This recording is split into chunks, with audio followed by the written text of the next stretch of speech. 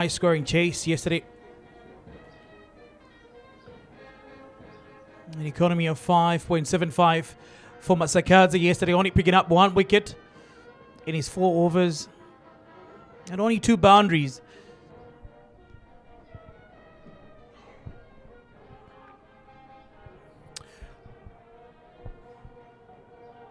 Pitch number 4 today.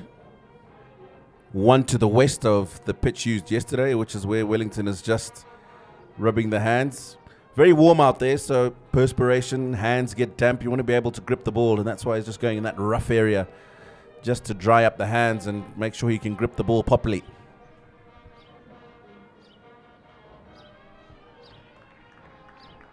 Gives himself room. Finds the offside. Opening boundary for Namibia. I think Malan Krier just created more space for himself. Wellington tried to go tighter, but he's very good with his hands, Malan Krier. And you might see Wellington changing his approach. You might see the usual quicker one from Masakadza.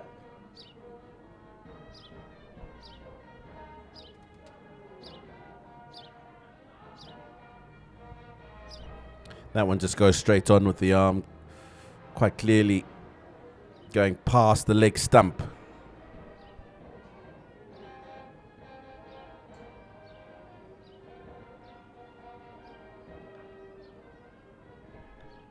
Better from Masakadza. Good first over from him. It's 5 for none.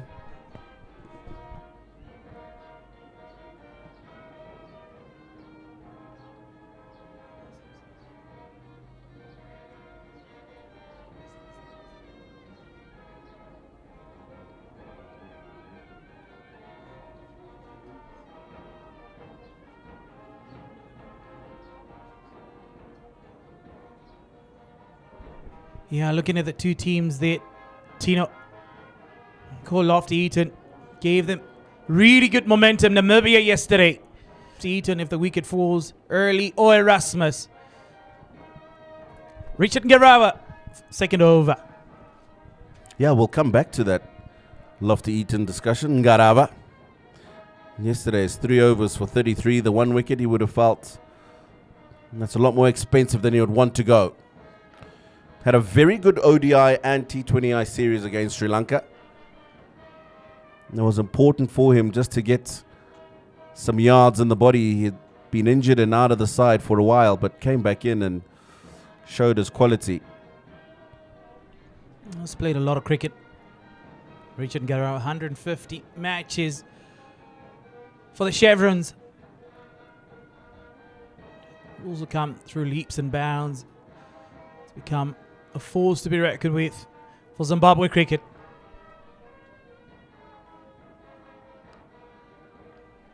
Good run. Yeah, we saw yesterday what was key in Namibia's power play. Krieger and Freiling, they run very well between the wickets.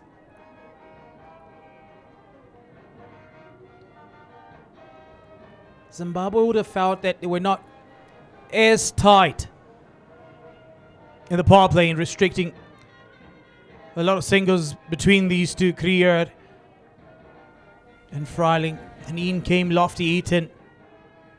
1 over scoring 4 fours. Ngarawa.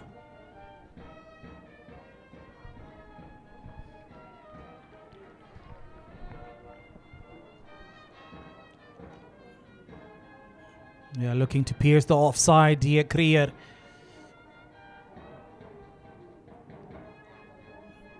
One who tend to feel that yesterday Krieger didn't fully give himself a chance to settle. There was scoreboard pressure. Zimbabwe scoring 211 yesterday.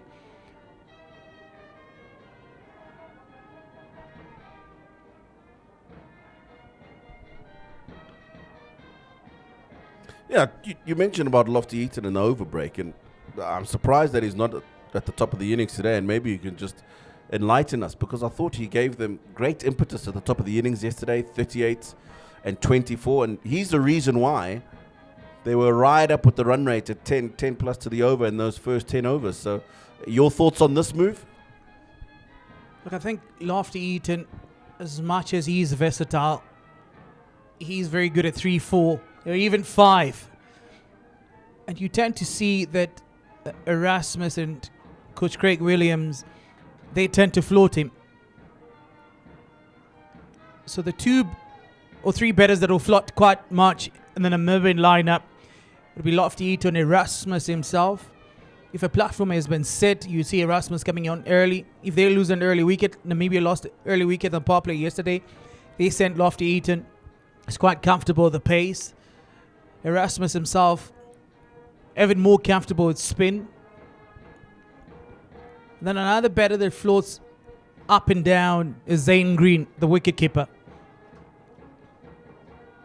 So I think it's all about matchups. A bit of extra bounce. Very good over from Garava. Just the one from it. 6 for none, Namibia.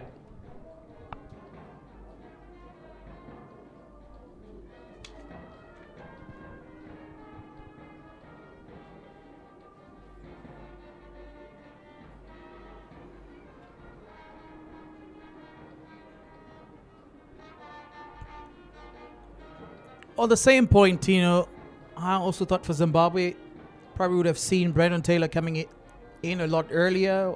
He didn't really get a chance yesterday, did he? Probably at 3 or 4, but we saw Raza being pushed up a lot earlier.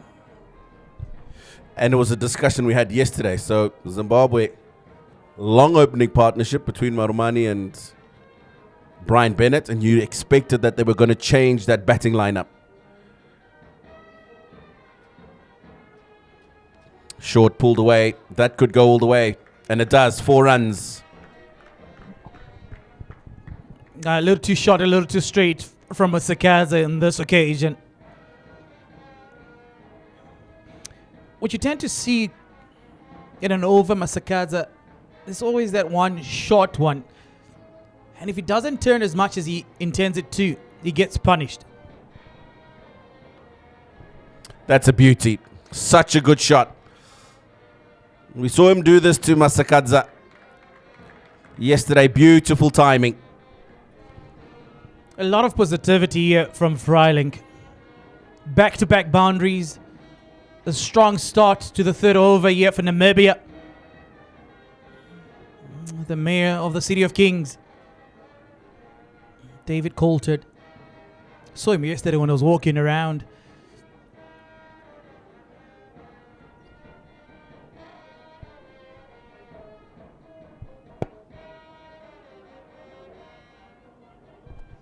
Tucked away. Yeah, I'm not happy with this line from Masakadza to the left-handers. The problem he's got is that when he pitches it up, they've got the ability to go over the offside where he's got no fielders. I'd much rather see him coming over the wicket and bowling it full and straight into the pads. Then you're forcing him to hit your long on and your deep mid-wicket. But it's got to be full.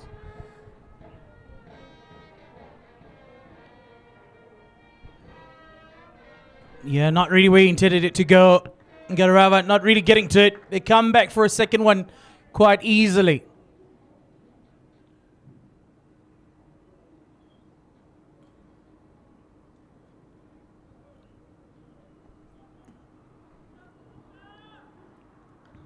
It's a nice warm afternoon right here in Bulawayo.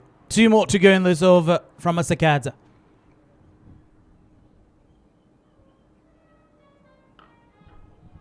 That's well struck. Ryan Burl will collect. And this has been a very good over for Namibia. 12 off it so far. Still a couple more balls to go to the end of the over. 1 to be precise.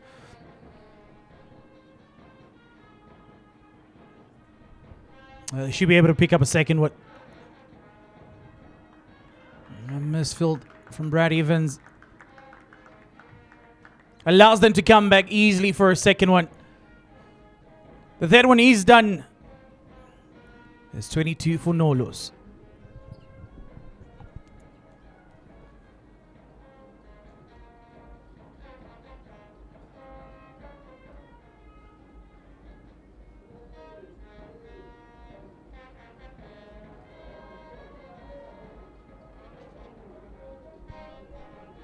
think what will be playing a lot in these teams' minds. Zimbabwe scoring 211 yesterday in Namibia, 178. A high scoring encounter between the two teams. Zimbabwe will obviously be looking to bowl well and restrict. Outside edge, is it? No, it's not. Brendan Taylor cannot believe it. Langton Rosera says that's not hit the bat. Yeah, Taylor not happy. He can't just hide it, can he? An absolute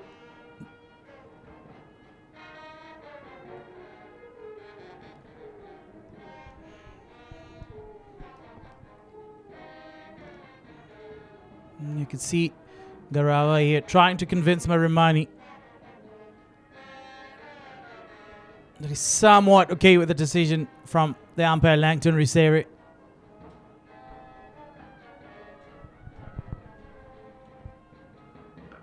Yeah, well bowled. The consolation from the first deliveries, it's probably the best ball we've seen today from Garawa. But that second one, even better because he's just given himself a bit of room, Kruger. He's seen that and he's made sure that he's not allowed him to be able to go offside like he did to Masakadza previously. Good adjustment. Namibia will be setting their sides on a very positive power play yesterday and hopefully not losing a wicket. They scored 61 in their power play yesterday.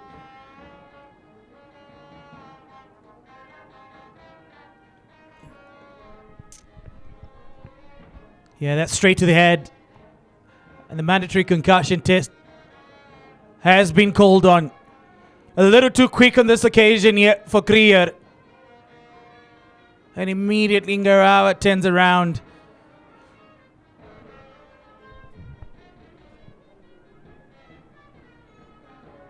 The new S&C and physiotherapist for Team Namibia, as well as Leicha, coming in yet to check if Krier is okay. He seems fine. A strong lad.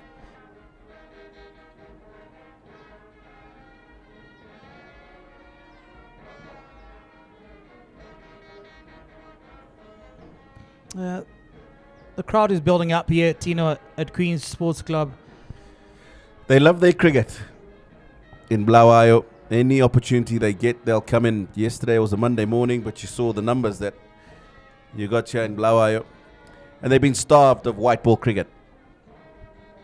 Hosted 4 test matches over the winter period here. But they'll be happy now that they've got some exciting T20 international cricket to look forward to. Oh, great bit of fielding. Wonderful work. Brian Bennett, the man at extra cover, diving away to his left hand. I think Bennett, for me, probably the peak of the fielders in the Zimbabwe team. Of course, yesterday, the ball that ricocheted from Brendan Taylor's gloves made it look an easy catch. And that's what Zimbabwe needs to do in this power play. Just take it up a notch when it comes to their fielding in the power play. A bit more attacking. Slapped. That's a good shot.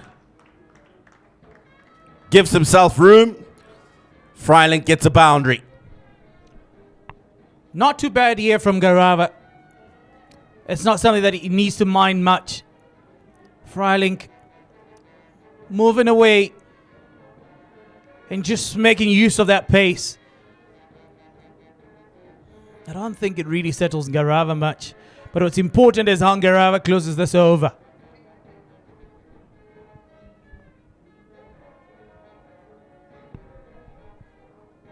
And he does so well. Exceptionally well. The Yorker. He gives himself room again. Unfortunately, exposes his stumps. Yeah, great skill here from Garawa. A bit back of a length, the previous delivery. Freiling slapping him towards the boundary for 4. And this time around, he decides to go with the Yorker. And effectively saw the off stump out of the ground. And just smart celebrations from him. Namibia 27 for 1, and that's the end of the fourth. Freiling departing 22 off 11.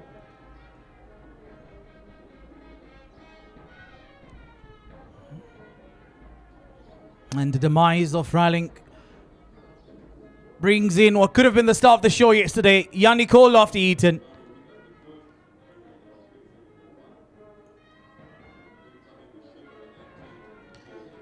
Most felt, myself included, he gave his wicket away.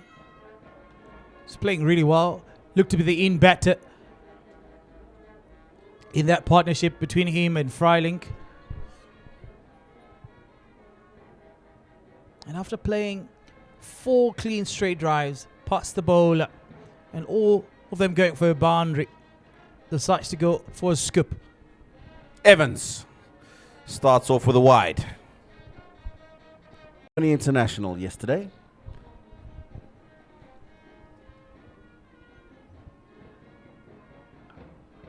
Currently Zimbabwe's second most experienced international panel.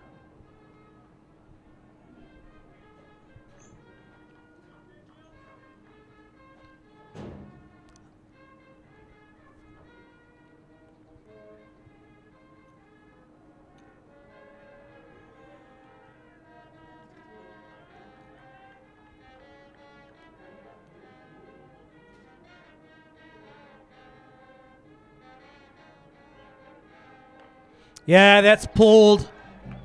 It's gone all the way. Clear. The first big one for him, the first big one for Zimbabwe. He decides he needs to show up, especially for the short ball that troubles him. But this time he was ready. Yeah, made a mess of the first one, didn't he? But this time corrects what he wanted to do first time around. And that boundary's slightly shorter today because we've moved across, but it's got more than enough on that.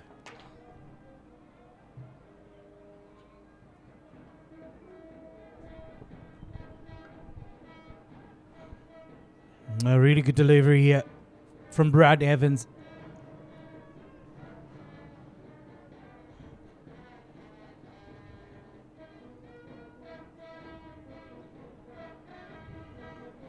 Namibia yesterday lost wickets in clusters.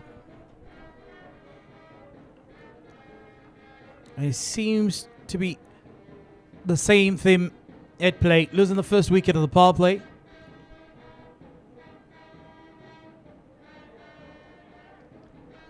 Yeah, not convincing yet from Krier. Especially after playing such a good looking pull shot. He's continuously looking to give himself room.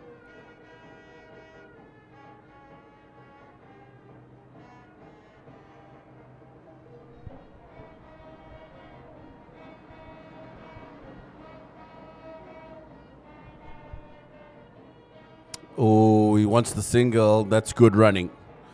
Direct hit. And what it's done is ricocheted down to the boundary, so they get an opportunity to come back for another. Yeah, a little bit of chaos ensuing there in the middle with the chevrons. That's 5 done. That's 36 for 1. And it's time for a change in the comms box. It's time to welcome Darlington Matambanaza. Darlington, good afternoon. Your thoughts on the game so far? It's been a good even start. At the moment, Jan Freiling again just gets Namibia off to a very good start. 22 from just 11, strike rate 200. Very important in that power play. But I think equally important is the 1 wicket. Zimbabwe knocking over Freiling. Richard Ngarava, after conceding a boundary, getting the Yorker through. But this, for all intents and purposes, is the danger man.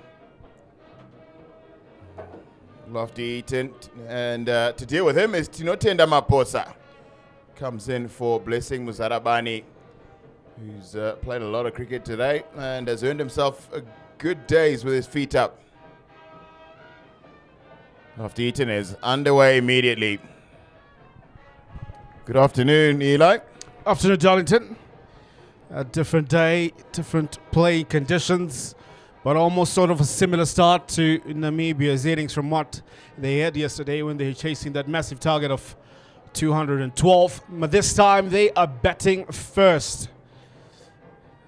And the previous over, Brad Evans was bowling. Got struck a massive six, the first one of the day. Courtesy to Marlon Kruger. But Maposa bowling right now. One of the two changes for Zimbabwe in this team playing today. Yeah, he's one of two really exciting cricketers who've played a lot of their cricket in Matabeleland, where Queen Sports Club is. He's the younger of two brothers, and he's the first one in his family who's gotten to play for Zimbabwe. The older brother is equally talented.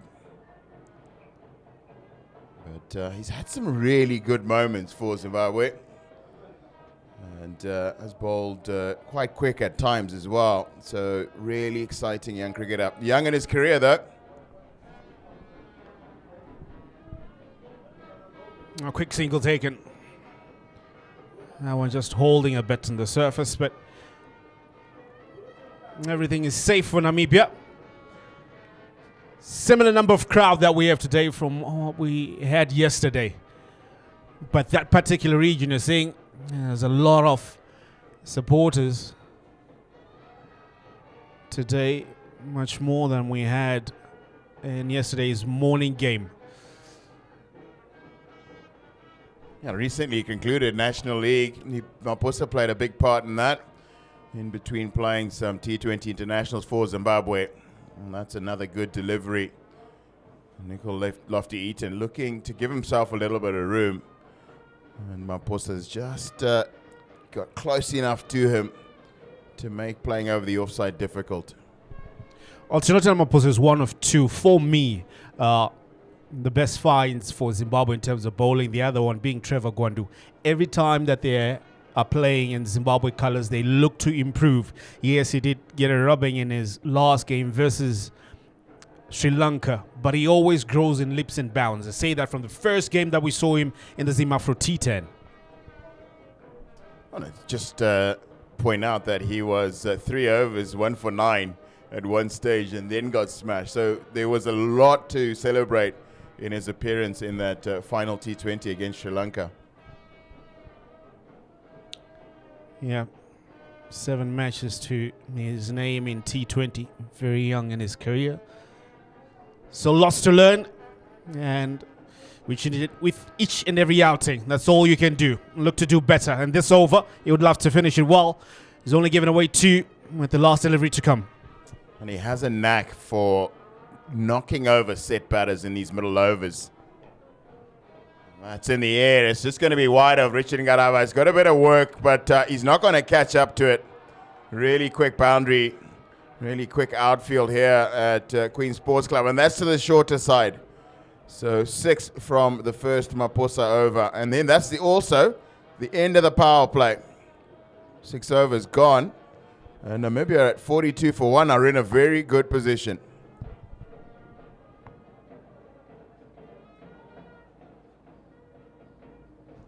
Yeah, just elusive there for Richard Ngarava. Kept him interested right until the last few centimeters to the boundary. Batting card for Namibia. Just the 1 wicket lost after the power play. Similar sort of position. Just 21 runs shorter than yesterday. They were 61 for 1 after the first 6 overs. So they're still in a very good position, you would say. It was around this time that they started to really get into some trouble. It was a bowling partnership between Sikandar Raza and Wellington Masakadza. It's just out of the power play for me was where this game started to turn back into Zimbabwe's favor. Really strong favorites for me at the break with a score of 211.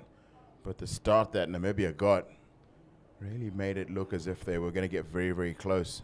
Closer than the 33 runs they lost by. Definitely. They had a brilliant power play. And now you speak of the middle overs. What was key for Zimbabwe is that in the middle overs, Zimbabwe picked up 4 wickets just for 79 runs. Thick outside edge. And they will be Tashingam Sekiwa at that deep point region. Just keep it down to 1. And it recently concluded a series against Sri Lanka. That was also where Zimbabwe had their strongest performances against Sri Lanka as well, as they were generally quite good. Richard Ngarava in particular in the power play, but they really gave very few boundaries in those middle overs. But that's been smashed. That's a really wonderful cricket shot. Just a couple of feet to get down the wicket and closer to the delivery, and he clears long off by some distance. Oh, that's a brilliant shot.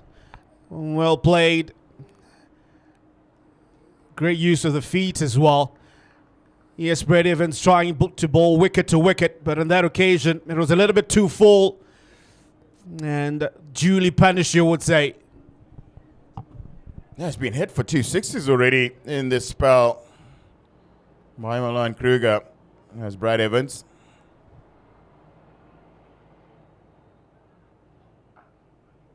Slower bouncer this time. Bennett's on the boundary. Short boundary. You're not going to get 2 runs taking on the Bennett arm.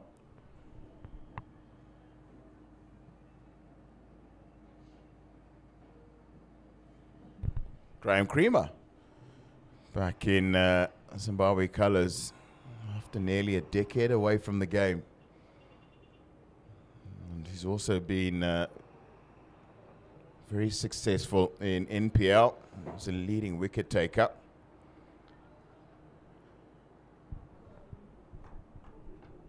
Yeah, the man who was the danger man yesterday, Nicole Lofty-Eaton. 38 from 24 deliveries that he scored there. He's now the man on strike.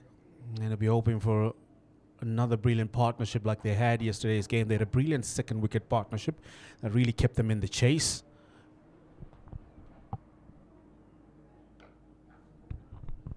Going all the way right full into the block hole this time, Brad Evans. Yeah, what was brilliant about that delivery is that Brad Evans had bowled a no ball, and that was a free hit. And he only gives away 1. So it's a very good delivery there in the context of a free hit. He's gone for 21, and he's still got 1 delivery to get to 2 overs bowled. Very uncharacteristic of Brad Evans, and usually not this expensive. Just the kind of bowler likes to bang it and hit the wicket quite hard, and I think it's the slowness in the wicket this afternoon that is allowing batters to get behind the ball and play the cross-bat shots. 7 gone, and it's 55 for 1.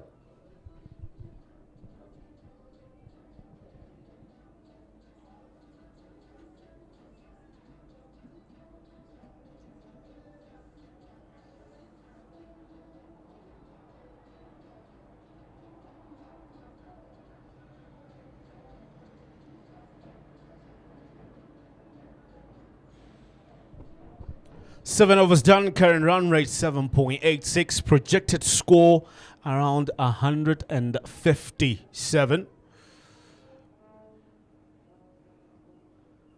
A Zimbabwe squad, 2 changes made. Maposa comes in for Mzarabani. Sikandar Raza brings himself into the attack. He was the turning point in yesterday's game for the Chevrons. What would it be like today?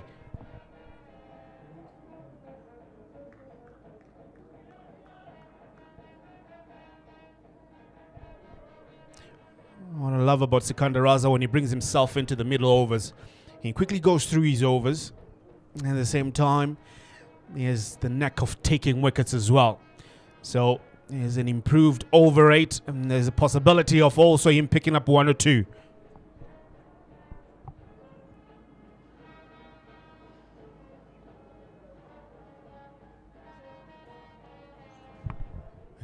The key, I think, to his success is it really restricts the scoring when he comes on to bowl. Doesn't bowl many bad balls.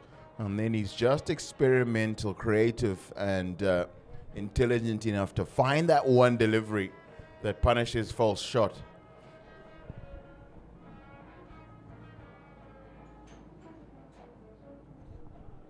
Yeah, good bowling. Because what that does, he might not pick up wickets himself, but he creates the opportunity for the next bowler to pick up wickets.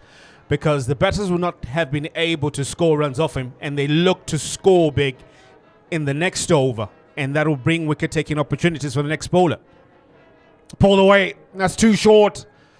Yeah, two fielders out there, but they'll watch it sail over their heads. Yeah, that's the longest boundary at Queen's Sports Club this afternoon. And for the first time, Milan Kruger is scoring at better than a run a ball. Yeah, it's this slow wicket again today. Going to be very, very careful about dragging it down short. Oh, that's a misfield. Wellington Masakadza has given away an extra run here. That's a poor piece of fielding there from Wellington Masakadza. And rightly so, you'll apologize to his captain. Because there was no run there. It was really brilliant with the ball. First game back into international in about a month.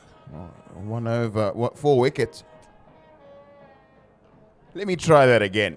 4 overs, no maidens. 1 wicket for 23. Economy under 6. Exceptional. Brilliant. End of the over. 8 overs done. It'll be 65 for 1.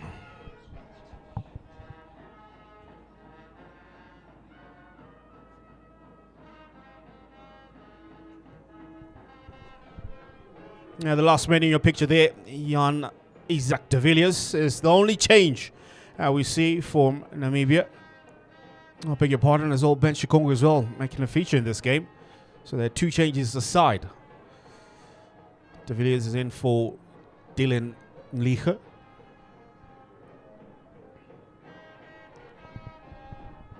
I think what that the changes to me suggest that had a look at the wicket and how it's played, and you've starting to get players who are going to be better at exploiting whatever very small advantages exist out there. And I think it's the slowness in the wicket is going to be very useful if you can get your length right on this wicket. Slower ball attempted. And here's a full toss. So Milan Kruger has to feel he's missed out here. Yeah, but I've seen in recent times many people get out to full tosses as many will assume that it's a license to score freely. It's sort of an even-Steven situation.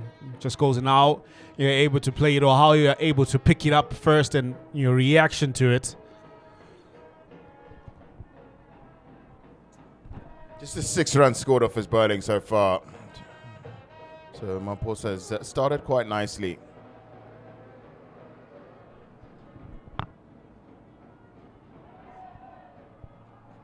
I was up in the air briefly trying to go for that ram shot.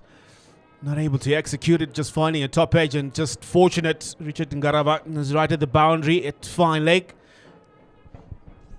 Good execution again here from Maposa. It's the slower ball. This time he's landed it.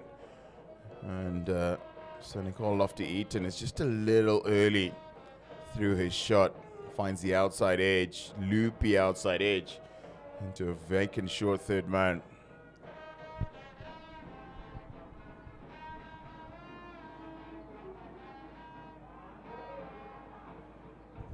That's another good delivery from Maposa.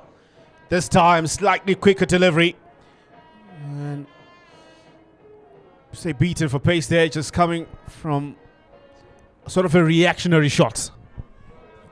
Really intelligent as well, because he's been very good about changing his pace and changing his lengths.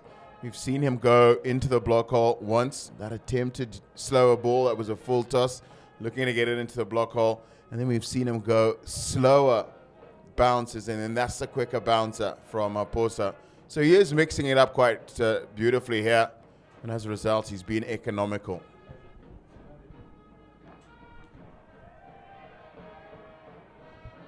That's sent to one of those big pockets towards Cow Corner. And Wellington Masakadza has done well to cover the ground quickly and keep it down to 1 run. Yeah, this is what I was talking about. Full tosses, that it's not always easy to, send them away or dispatch them as you'd rather like. And that one also, I'd say that was almost a wicket-taking opportunity there, because he was looking to go just over mid-off, but not able to get the desired connection off that full toss. So that'll be kudos again to Maposa. Change of pace again.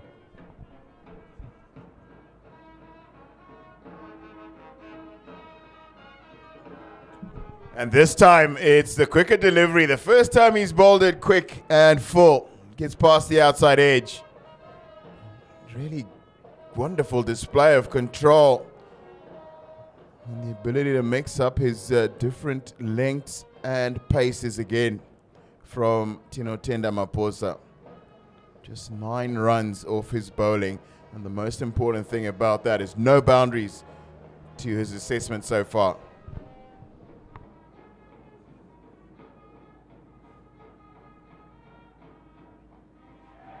Top edge. It'll be behind. Richard Ngarava falls safely to Shingam Sekiwa. And comes through all the way from deep backward square leg, but that's another brilliant over from Maposa. Now it's a close one, but he finishes off well. And that'll be 9 overs done. That'll be 70 for 1.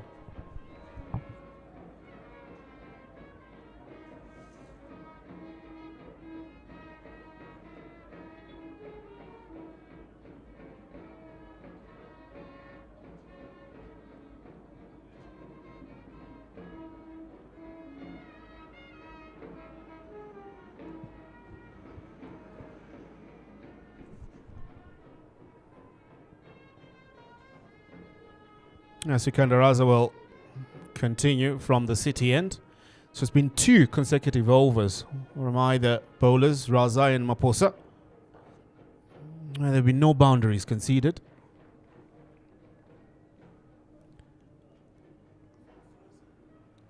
And for me, that's been key in just tightening things around Namibia at the moment by Zimbabwe. Goes for the reverse. There's a little inside edge there. Yeah, we see the signal from Langton Rusere. And for me, a mark of a good umpire is he communicates clearly when he's got a reason for not giving a batter out. And so that's just 1 run to short third man.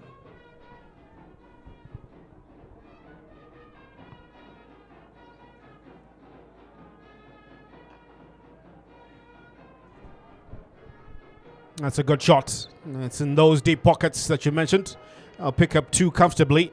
Came off the toe end of the bat, though. Not really a clean hit. Yeah, it's an area he targets, isn't it? Against the off-spinner turning away from him. After Eaton looks to go over extra cover between the fielders generally on the square cover boundary and the one on at long off. That's a much better shout this time as well. But again, I think there was just a little inside edge on the way through that saves Lofty Eaton. That was a very good delivery from Sikandar Raza. This is what he brings to the Zimbabwe side. He's always active. There's always something happening when he has the ball.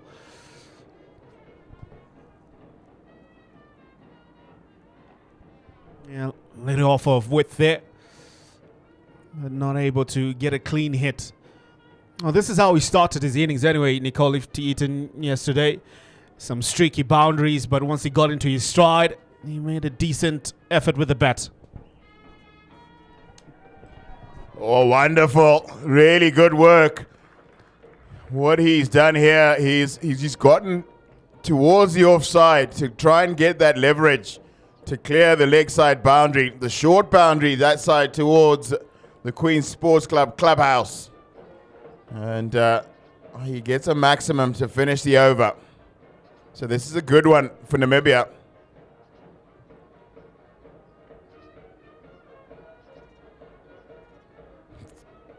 10 overs gone, and it's 79 for 1.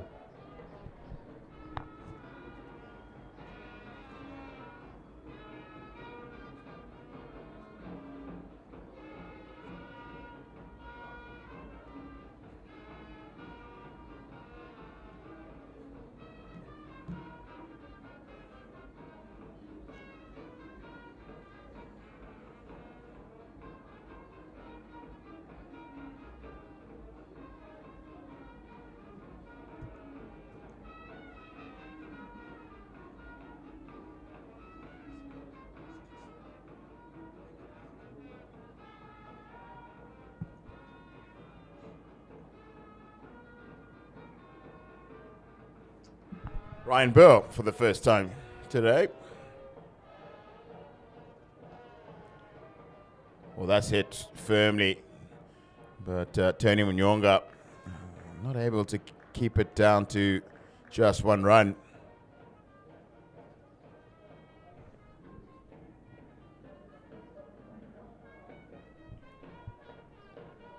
We saw in the first T20I, Ryan Bennett, when he was starting out, struggled with his timing, didn't score quickly through the power play. Tadiwa Nashe Marumani did that. And there's some similarity here with Kruger. Just going at a run of ball. So important that he finds the acceleration, a little something extra in this period here, just before we get into the last 5, where the Namibians should really launch and look to attack the Zimbabweans. Oh, that's heaved away. Just beats Tony Munyonga by a few meters. But that was well struck by Nicole Lofty-Eaton. And that's towards the longest section of the boundary here at Queen Sports Club. And it's the width outside the line of off stump that really gives him the room to swing his arms through to the delivery, and Tony Munyonga not able to catch. This time they pick up the single. That's a deep pocket again. And Tony Munyonga's direction, not able to quickly pick it up. They pick up 2. I really love this approach from Nicole Lofty-Eaton, choosing to attack the new bowler. It's at the right time where you would need to accelerate as a side, try to give a very decent platform for the next batters to come through. So this is very, very good from Nicole Lofty-Eaton. He opens up the offside this time. It'll just be 1.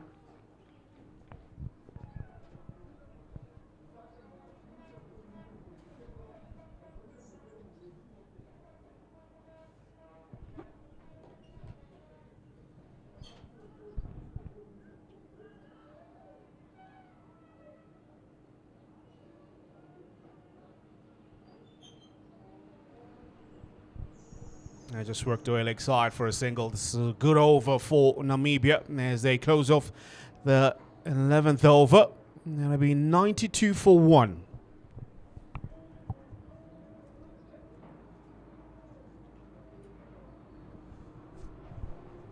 It's good to see some journalists out with their families here. As young man who reports for local print as well as radio station. On that side, it's always full of young cricket players from the city of Kings and Queens. It's great to see some old-timers as well in the crowd there. A couple of players I can see from Queen Sports Club and BAC as well, enjoying T20 cricket out here. Not the Kings and Queens you saw yesterday, Tino Moyo. No, not quite. Very different sprinkling of crowd that side of the field today as opposed to yesterday morning. But yeah, Queen Sports Club always wonderful fans. They love their cricket in this part of the world. Better images yesterday than today, you would say? I would have to agree, yes. Less people out there, but certainly better imagery for some.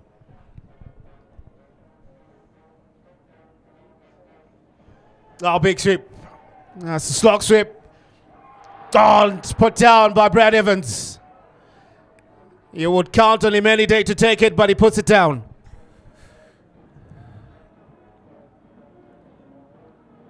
Yeah, he shouldn't be putting these down, Brad Evans.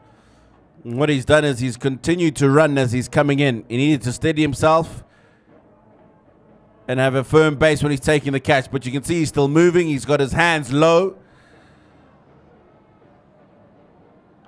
And gifts the batter another opportunity. And how crucial will that drop be, because that was a set batter with Marlon Kruger on 43 right now, moving to 45, so 42. His captain wasn't happy with him. His keeper just needs to keep moving. Looking to come down the track. So Namibia trying to accelerate things right here. We're largely going at 7 and over. Now trying to push it just to 8.5. Oh, the rate is lovely.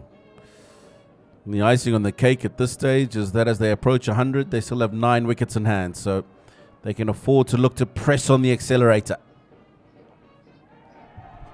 Top edge this time around. Same fielder. This time he takes it. Magnificently done. Gives it a kick as well. Relieved, you would say, that is Brad Evans. But Sikandar Raza strikes for Zimbabwe as they pick up their second wicket. Namibia losing a wicket here. Well, he's held on to the tougher of the two. Brad Evans got so much more to run. To his left, the weaker side. But he hangs on. So Namibia, as they look to accelerate, take a couple more risks, and they lose Jan Freiling for 22. 98 for 1.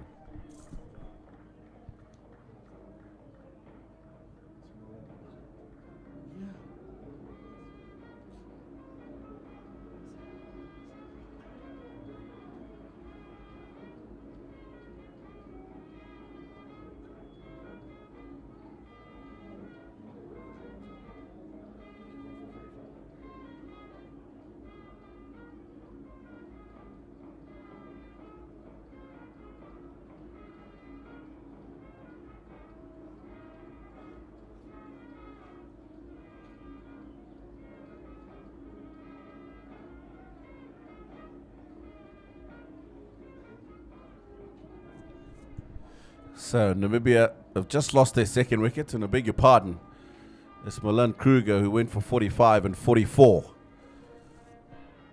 Zane Green, nice little contribution from him in the first match yesterday.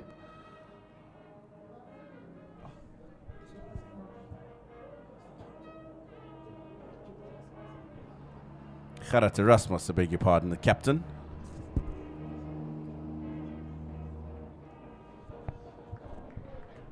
Yeah, Gerard Erasmus, the captain that comes in and off the mark immediately. And that's the last delivery of the 12th over. As 12 overs done, Namibia will be 99 for the loss of 2.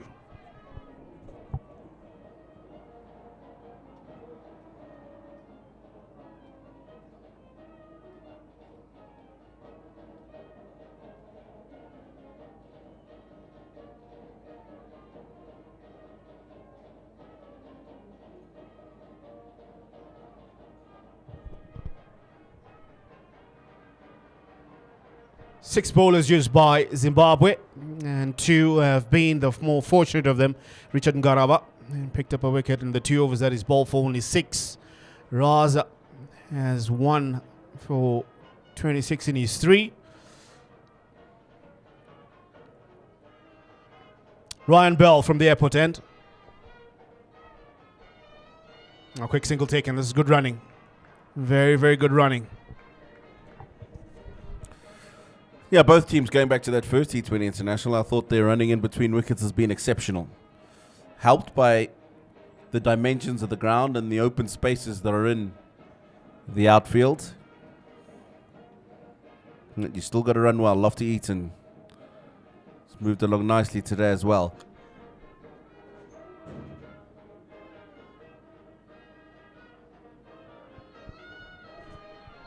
It's nicely cut away. It'll just be one. Tina, I haven't seen you out there assessing the surface, but just looking at the scores that we had yesterday and today, another almost dry surface, you would say.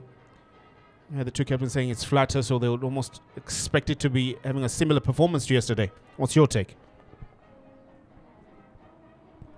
Well, certainly. I mean, when you look at the color of a surface and you look at how much grass is on it, it should tell you straight away what to expect. And as you say, Queen Sports Club, very dry, barely any grass on it whatsoever, so you expect a good batting surface, which we saw yesterday and we're continuing to see today.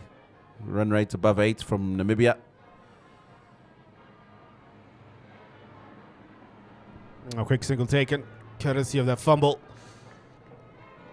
Amaposa getting himself tangled there.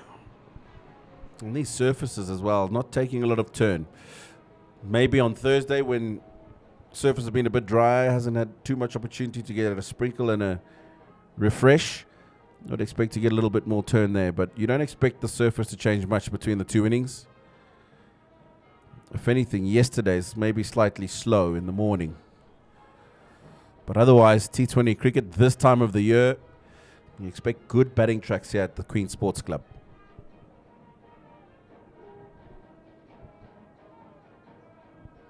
Yeah, you speak of good batting. End of the over. That'll be 103 for 2 after 13 for Namibia.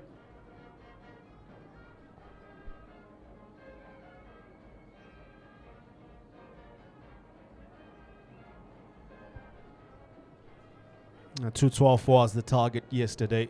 211 was what Zimbabwe able to set. Second highest score for Zimbabwe right here at Queen Sports Club in T20. The highest was 236 versus Singapore. I remember you were here. It was a qualifier. Raz had a magnificent performance with the bats in that game, particularly.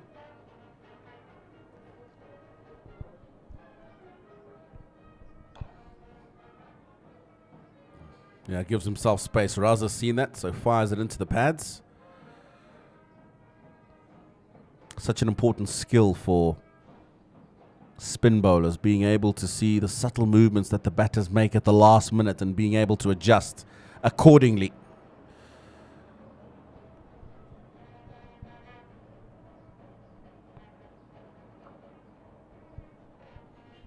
Beats the bowler on that occasion. Yeah, it goes to show you the experience that Raza has, especially in this format.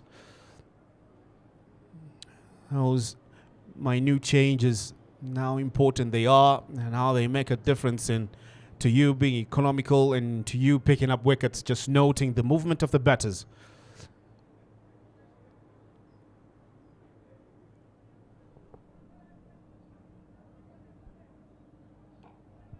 Goes for the sweep. Brian Bennett will pick that up. So Raza is bowled. He's well into his last over. They are loaded, you would say. And he's done pretty well. Still needs to see it out. It's got a wicket. And I know you would love to finish up with another one.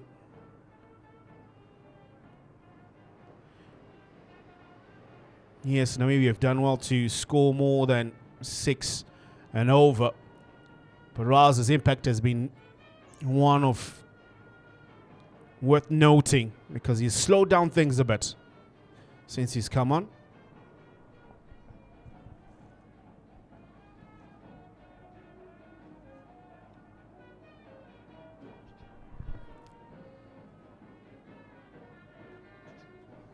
Oh, it's the full toss.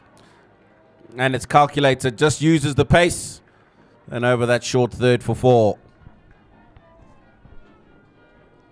Now, great reaction from Nicole Lofty-Eaton to just reverse pet it over short fine leg there and runs away for 4. Very few mistakes that we've seen Raza make here. Looking to slog sweep it. Gonna be wide. But again, it's been an outstanding performance again with the bat from Nicole Lofty-Eaton for Namibia. He always seems to come in at that number 3, and then he drops anchor and is able to quickly get into his stride.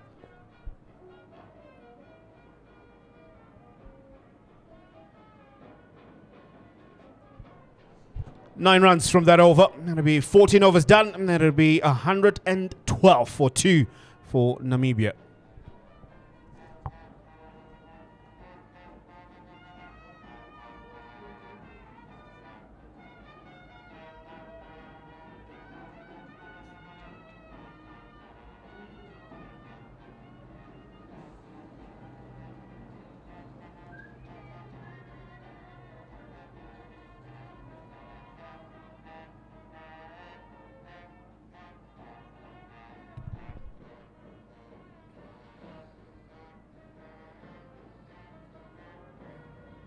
.160 the projected score. If they continue to go at 8 and over for these remaining 6, Namibia, they'll want more. They'll feel 170 is gettable, especially if they continue to play shots like this. Arrows in the slot, played straight, played very well. That's 4 runs. Not the start that Wellington would want for himself and Zimbabwe. It's been a little bit more on the expensive side today. Gave himself room. Quicker one this time as we return to live action.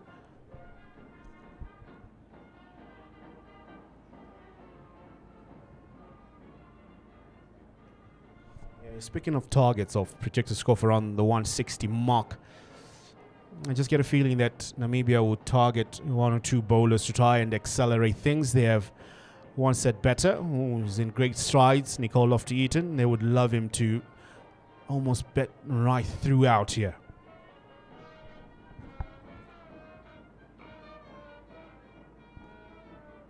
Using his feet on that occasion. What would you believe would be a safe score to say? Well, as we were talking about, we've seen that it's a good surface. I think if they can get themselves as close as possible to 180, I think that's a good score. And if we can get some early wickets, because the majority of Zimbabwe's batters didn't get a full go yesterday. Better turn for the first time today. Half centuries for the opener Bennett, 94 career best, as well as Marumani. And then just a cameo from the captain Sikandaraza towards the end, and Ryan Burl.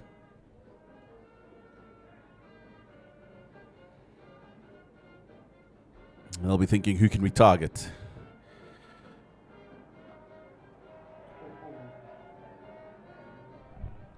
Oh, that's a beautiful hit. This is good batting from Lofty-Eaton.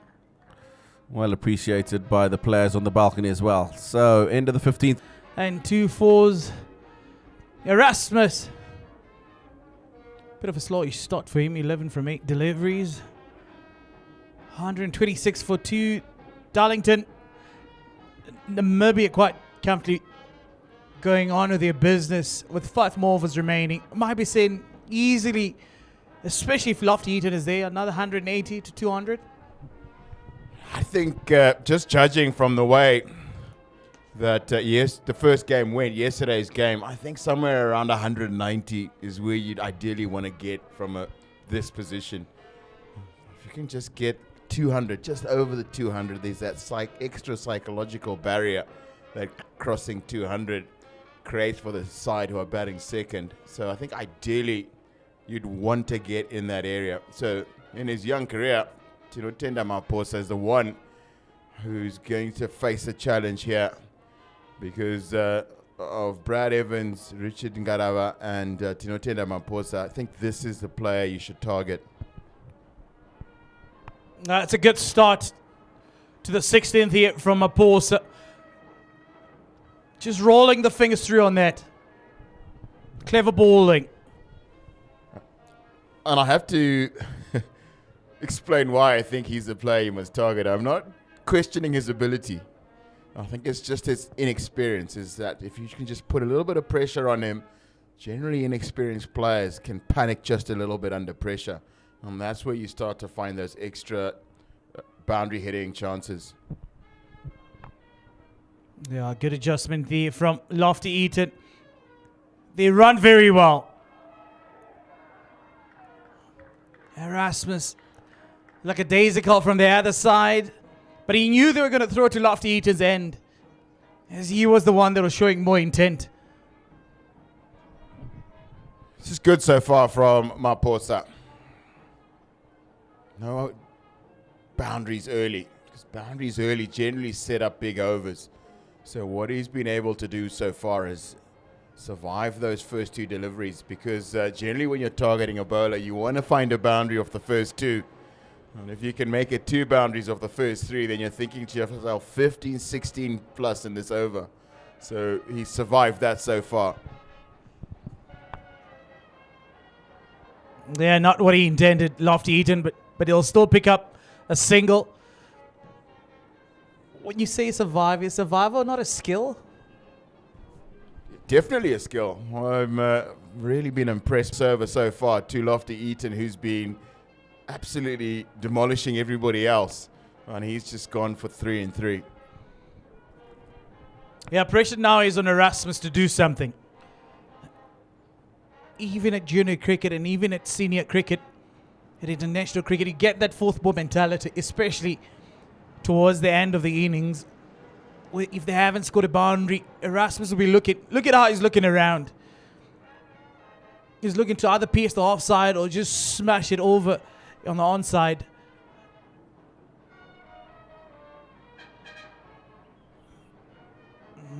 Those are easy pickings. This is good captaincy, though, from Sikandar Raza, because he's given Erasmus the longest boundaries when Maposa is bowling. Notice all 4 fielders on the offside are inside the ring. Maposa is not going to bowl with at Erasmus at this stage of the game. He's going to be keeping it into the line of the stumps, forcing him to go over the leg side. And he's going to be very wide at Lofty Eaton, outside the line of the off stump, forcing him to try and take on those big boundaries, square the wicket on the offside. However, I can tell you, if it goes any fuller, you might be seeing a switch hit here from Lofty Eaton. Oh, that's up in the air. And it's taken. The danger man is out. Nicole Lofty Eaton, 47 from 32 deliveries. It is the long boundary, you're right, Darlington. And once again, Brad Evans, calm as he can be, takes that one. Funny game, this cricket.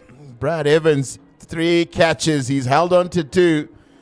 After having dropped the first one he's been very busy down towards those fig trees. But it's Lofty Eaton who's gone for an entertaining again innings. 47 from 32. 130 for 3. I can see he's disappointed with himself. And as much as he's played an innings full of highlights, an innings that is entertaining and exciting to watch, full of intent, you tend to wonder sometimes, does he just not let himself and the team down? Because it's easy for him to get going. It creates a beautiful platform for everyone else, an easy platform for everyone else to come and bat on. But sometimes the decision making, yesterday again, he was the in batter, 4 straight drives from Zarba, and he scored 4 boundaries in that over. And then a little bit of a brain fog, I'll say. I'm just going to disagree with you, because I think that you've got to be looking to put as much pressure on the bowling side when you're 47 from 30, however many he was. You've got to be looking to try and find 10, 12 runs an over, every over from here on. I think it's the right idea to try and look for the boundary. The execution, yes, was off, but I think the intent was correct. You really want to try and make sure that Maposa doesn't bowl for a runner ball in this situation. JJ Smith comes now after the demise of Lofty Eaton. The platform has been set, and this is where he usually comes and shines. I was going to make a point about the first T20 international, because for me the key players for Zimbabwe came in roughly here.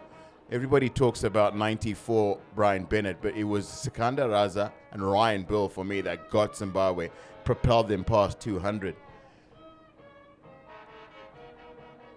And it was just a period where they came in, and Raza got 23 from 11, and then Bill got 21 from 9 in roughly the same situation. Strike rates way north of 200, and that is what Erasmus and Smith have to do, I think, from here, because I believe Namibia need 200 here to win. 16 down, 132 for 3. And looking at that, Batten cut Freiling, 22 off 11. The 200 striker you were talking about.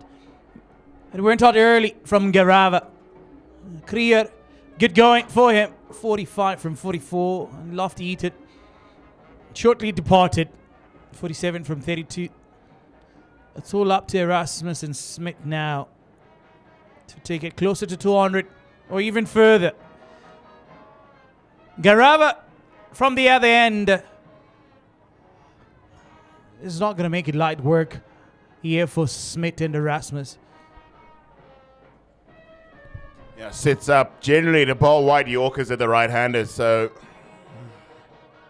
that is going to be his challenge. The long boundary away on the offside again is Garava's thinking is his safe zone.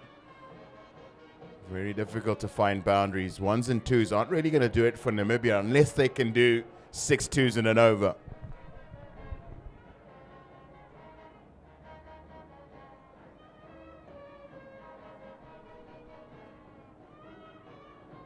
Yeah, and Garava, 150 matches to his name, 191 wickets.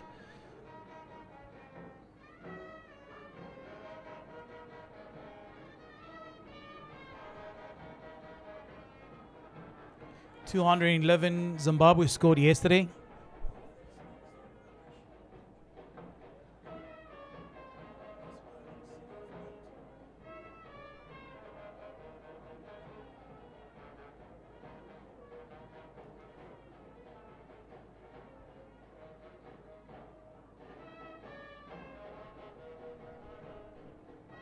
Yeah, they easily 10 back for another one.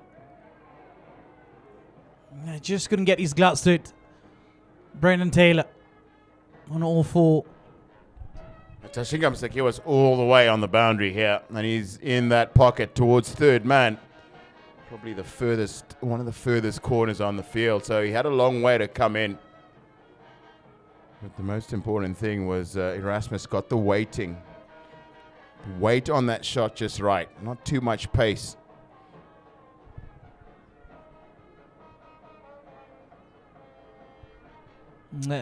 That's given as a wide. Just teasing the umpire, the Garava.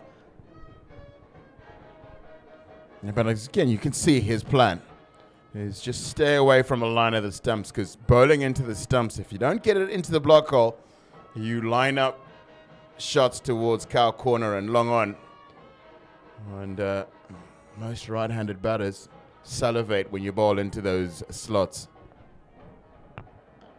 Yeah, that's hit really well, yeah. Crushed by Erasmus. Just as you mentioned, if you just miss your length, you get punished. Garava does it. And Erasmus, well, it's Christmas presents time for him.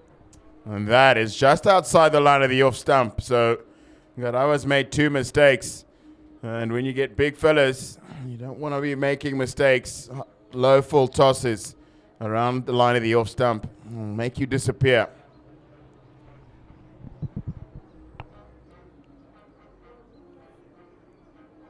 And suddenly it's 10 off the over and just halfway. Now that puts a lot of pressure on Garava. It started off really well.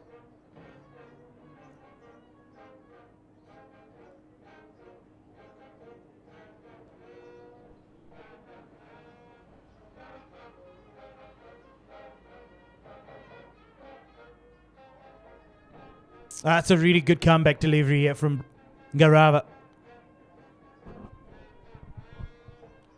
Steve Mangongo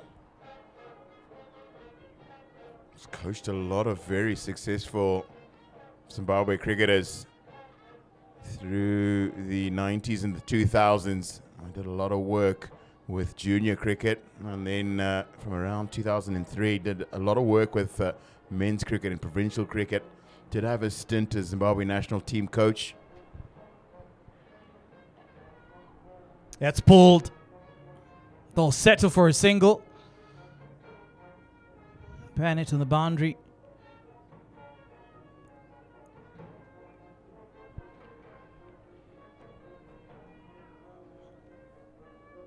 Projected 170. There's quite a bit of pressure here on JJ Smith to deliver. Yesterday, scoring 2 of 4 deliveries.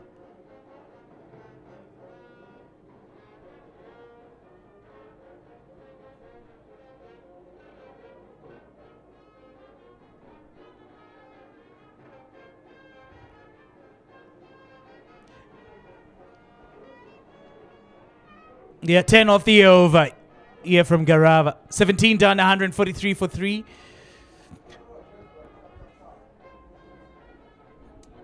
Darlington, the next 3 overs are very important here. They make it or break it for both teams. Zimbabwe could be chasing 180 or 160.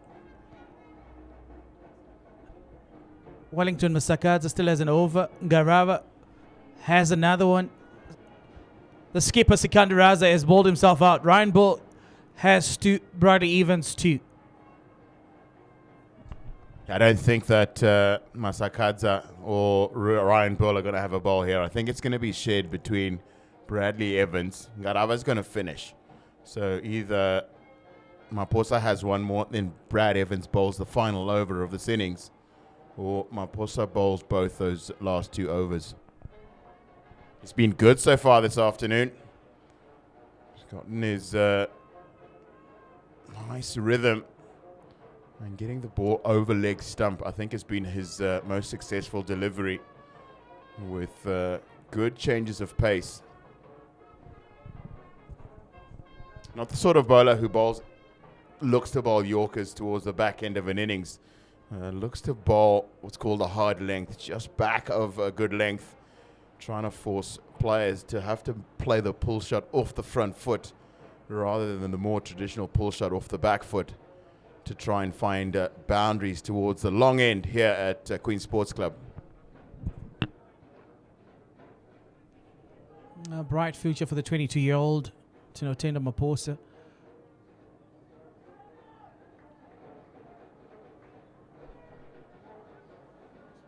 Of course, taking the all-important wicket.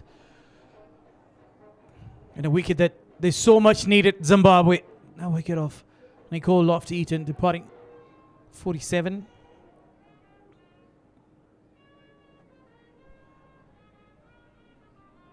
It will be definitely the man to watch for Namibia in the ICC Men's T20 World Cup Africa qualifier in Harare.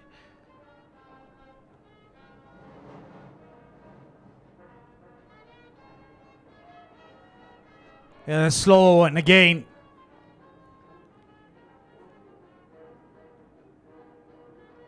He just has the right skill at the right time. Tinotenda Maposa. You can see something he's doing here. To J.J. Smith is quicker and into the wicket, into the line of the pads. But to Erasmus, he's been taking the pace off, forcing Erasmus to try and actually get pace on the ball. He's 22 from 15. He's been scoring quite quickly. You want to try and take away every advantage that he has. Now this time around, he gets it, but does he get enough? It's a boundary. Not what you'd expect here from Zimbabwe. Yeah, Tashinga Msekiwa was underneath it. And there was just a way he put his hand up just to shield his eyes from the sun. Just suggested he lost it in the sun for just a split second. And then when he did re-sight it again, he had overrun it by quite some distance. This is a good over still from Tinotenda Maposa. Just 6 runs from it. 2 deliveries, but he just needed a little bit of support from his teammates. Yeah, you're right, Darlington.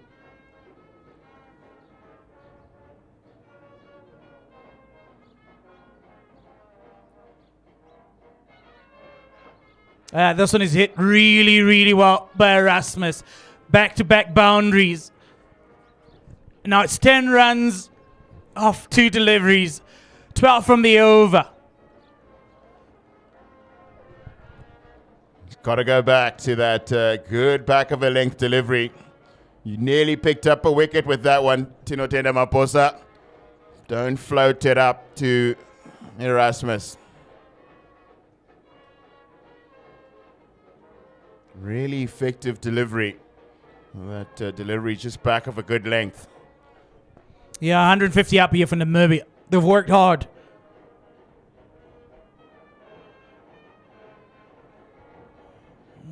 They'll comfortably take a single to close off the 18th. A successful over here for Namibia. But not to fault anything from Maposa. They just need a little bit more support from the fielders. 18 down, 156 for 3. 2 more to go here, Darlington. And it's Erasmus is so important for Namibia from here on. He's got to face the last delivery in this innings. If he can find 10 from one of the next 2 overs and 15 from the other one, Namibia will be a very, very strong position at around 175 to 180. That'll be the ideal position to be in at the close of this innings.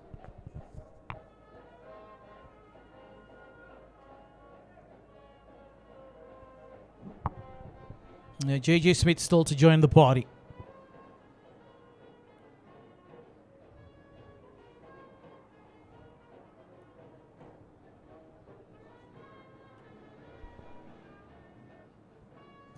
JJ Smith's got the easiest game in the world at the moment. He's just got to get off strike and run really, really well every single time you turn it into 2s. So that's just get off strike early in this over and let Erasmus do the rest. Yeah, Miss hits it. Ngarava, a good start. Here to his over. It's good to see some school kids straight from school.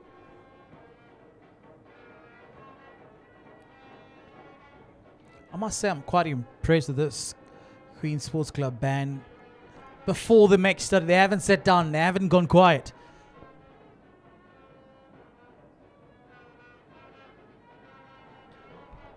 That's a good shot. He's found a gap, and Ryan Bennett is not able to cut this one off, but he'd nearly gotten there. Such an important boundary for JJ Smith and for Namibia. Good going here for Erasmus. And you just can't fault Ngarava with that delivery. But Erasmus, with so much skill and great awareness, just managed to pierce the field on the onside.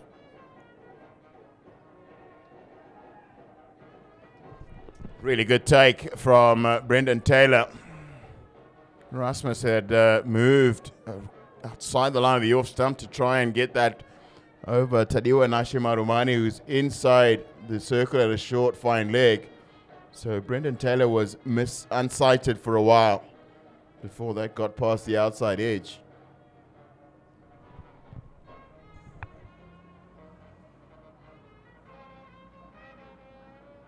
Yeah, it's way too wide.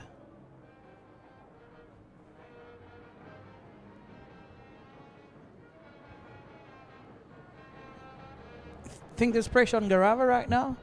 Yeah, I think there is. That's just so uncharacteristically wide. Very difficult to not pitch on the cut stuff at all.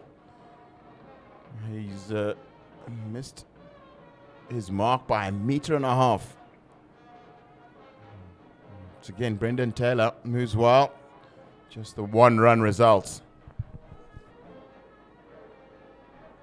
Back-to-back wides from Ngarava. Yeah, freebies here for Namibia.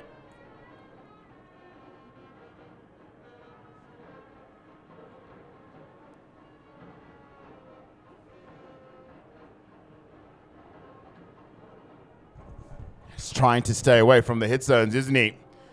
And he bowled a pretty good delivery with slower ball outside the line of the off stump, but Erasmus was able to find a boundary nonetheless. So that's much better from Ngarava. Brilliant fielding from Ryan Burrell.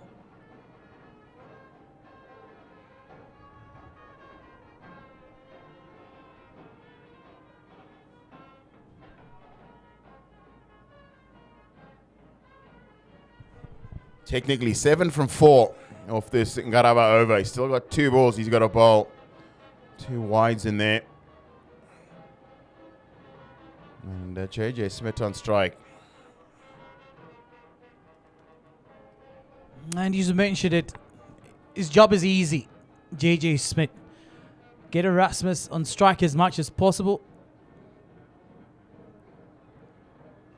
And on occasion, if you get a loose delivery, pounce on it. He's very well capable of doing that. It's the last delivery of the 19th.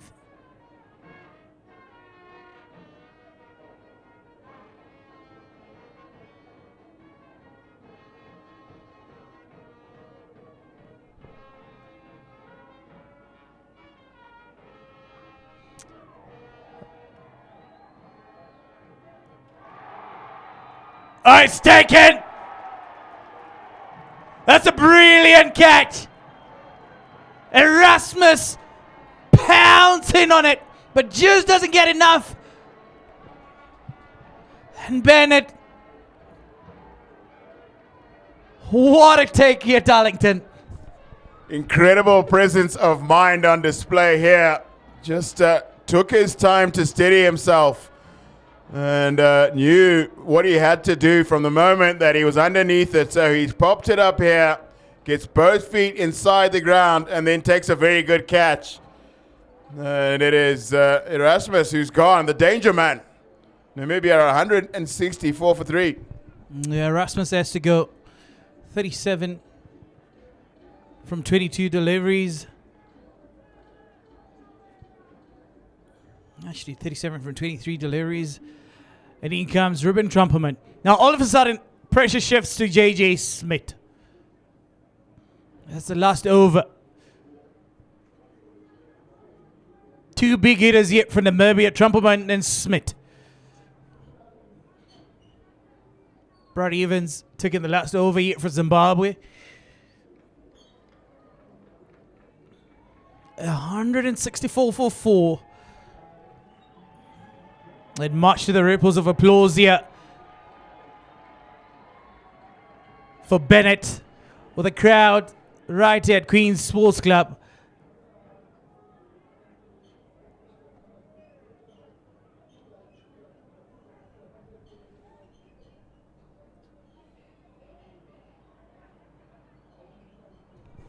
He's loved by the local crowd, especially after that take. Has a knack of taking some really spectacular catches in his short career, but it's Ruben Trumpelman who's the new player in. 20 from just 9 in the first T20. But Brad Evans has to bowl the last one.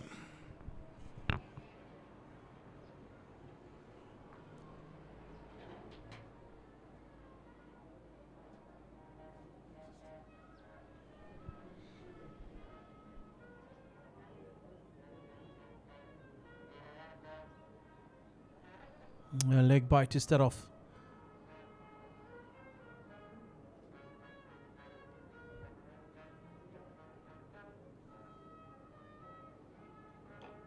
Immediately he goes hard, Trumpelman. But comparing these two to Malan Krier and the Freiling, they won't be looking to run twos.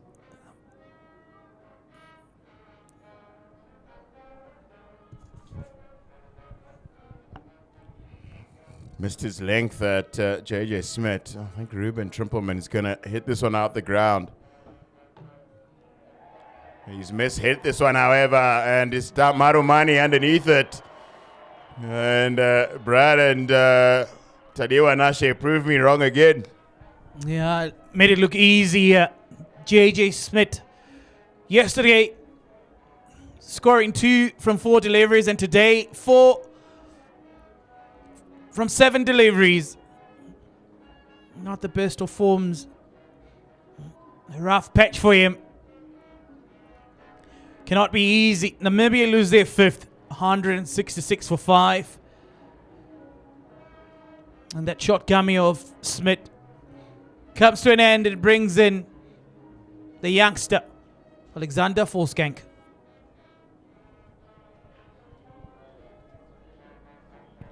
Just 3 balls left in this Namibian innings. Projected score 170. Doesn't quite feel like enough. Ease with which Zimbabwe got to 211 yesterday.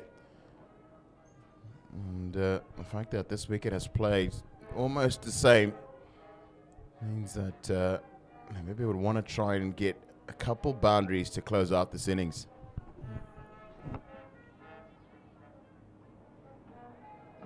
You can't really put it past Brad Evans here to bowl a short one to welcome Volskank, can you? Opens his account with a couple. Yeah, 3 men on that boundary, but somewhere between a squarish cow corner, Marumani on the backward square leg boundary, and then Tony Munyonga on the long leg boundary. So Brad Evans has a lot of protection. It allows him to bang the ball into the halfway down the pitch.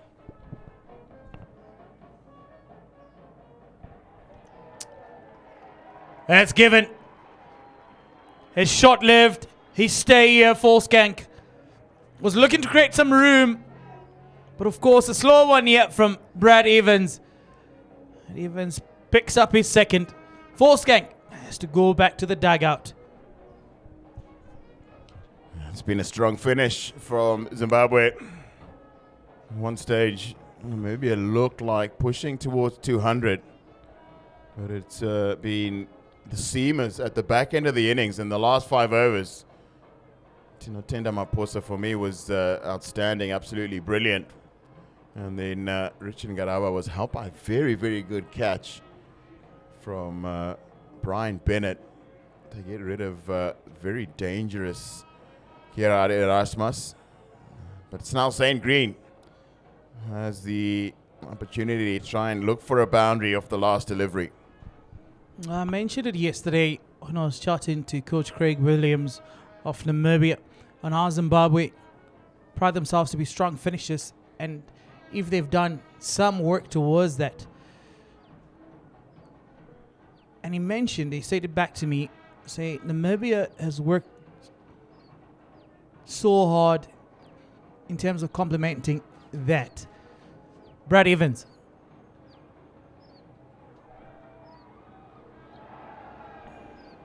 Ricochets. That's a bye to finish off.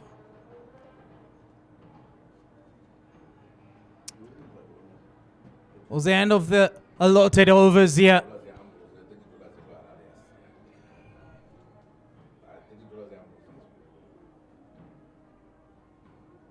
$169 for 6, Namibia.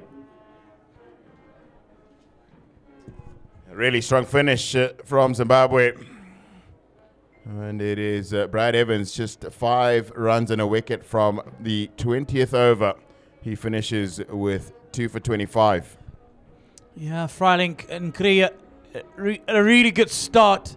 And just as he got going, Freilink hitting Ngarawa for a boundary. Ngarawa responded to that with a Yorker on the off stump, sending him back to the dugout. Kriya had a good cameo, 45 from 44.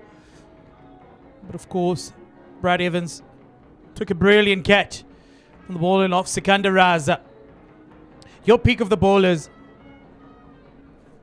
Tinotenda Maposa, for me, bowled the most difficult stage in the game and really brought Zimbabwe back into the game. It's not the wickets he took, the fact that he was economical. And then Ngarawa and Evans picked up 2 each. Ngarava again leads the attack in the absence of Musarabani. 11 extras yet from Zimbabwe. Zimbabwe will need to go and get 170. Was the second match. We're coming to you live from Queen Sports Club, and we'll be taking a short break.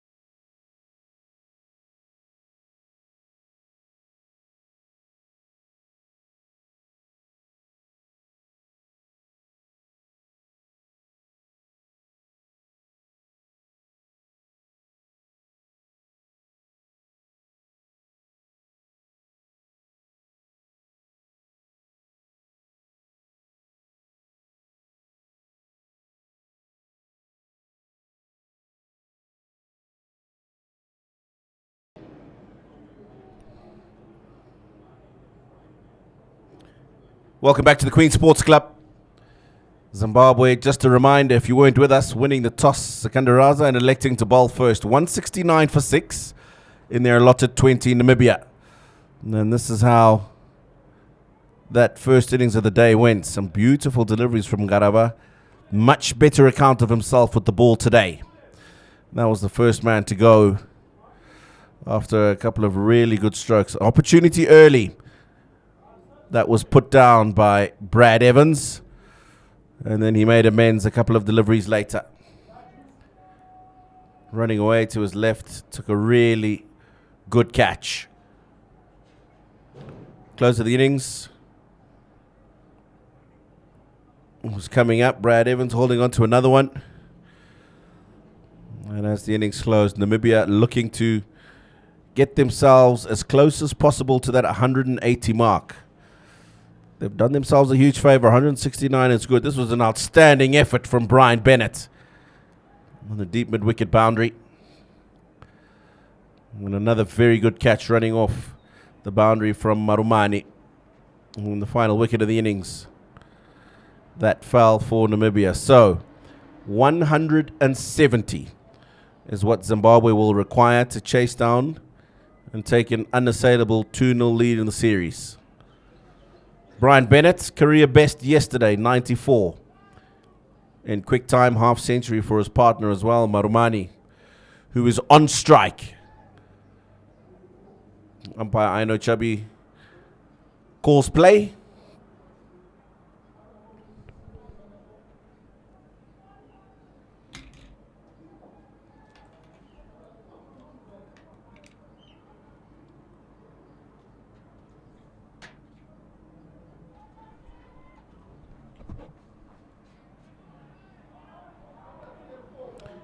Off the mark straight away, Zimbabwe. It's been in good form as Tadeo Marumani, back-to-back 50s in T20s.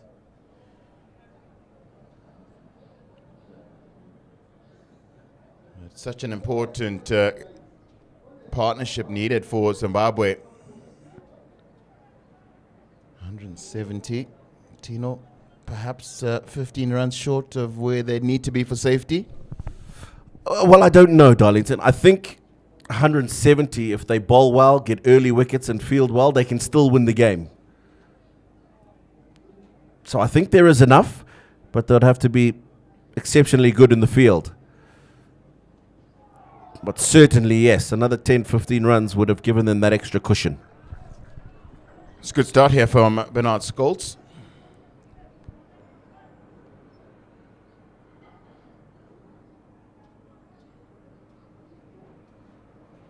This pitch is definitely drier than the one used in the first T20, so we might see spin just get a little bit more purchase, a little more bite this afternoon.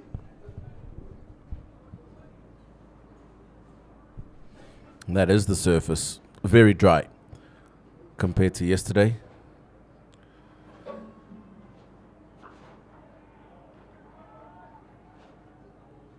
It'll be interesting to see how the Zimbabwean opening pair will go about their innings today in comparison to yesterday. So spin up front today, but they were very circumspect yesterday, and they only really started to open up after the power play, after gauging how the pitch was going to play. Today they will have to consider maybe a bit of turn later on in the innings, and possibly the Namibian bowlers using their different variations early, pace off the ball.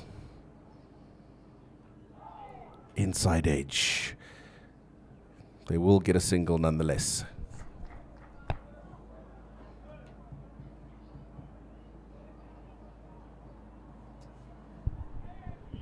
Big boundaries away to the right of your screens towards those victories. Marumani hasn't taken the long side on yet. Well, that's found the outside edge and carried into extra cover. Quick single again.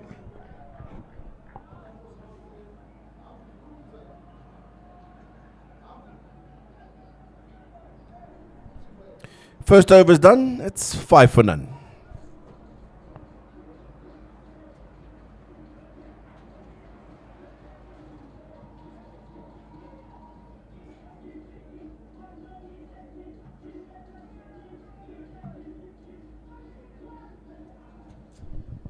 Squad for Zimbabwe today.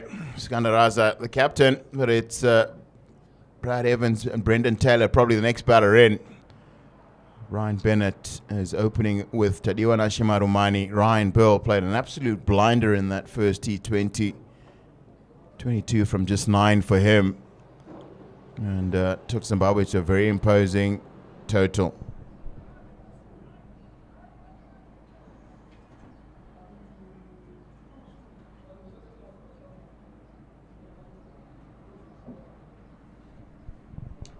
Seen for the first time. And Marumani uses the pace just to get a single behind square on the offside.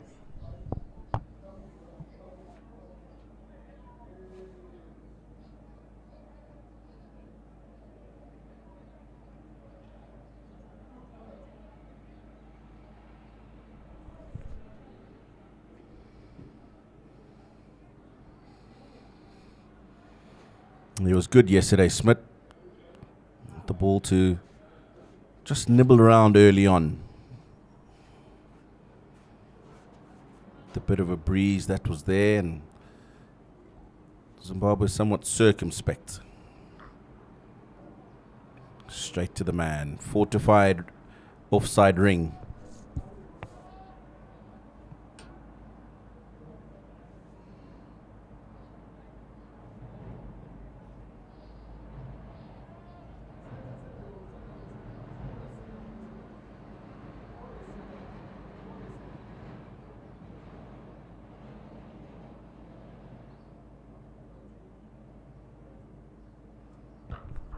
That's short.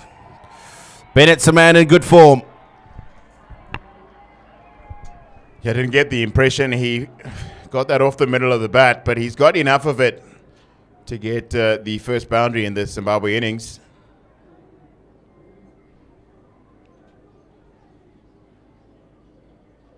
It wasn't actually that short, so just trying to see signs of how good a batting surface it is. A little on the slow side, but not really seeming. Oh, now it's gone straight through the fielder's hands. An insult to injury.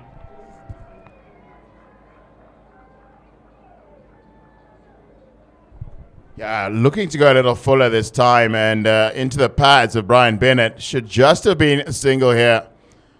So Zimbabwe are gifted 3 extra runs, back-to-back boundaries.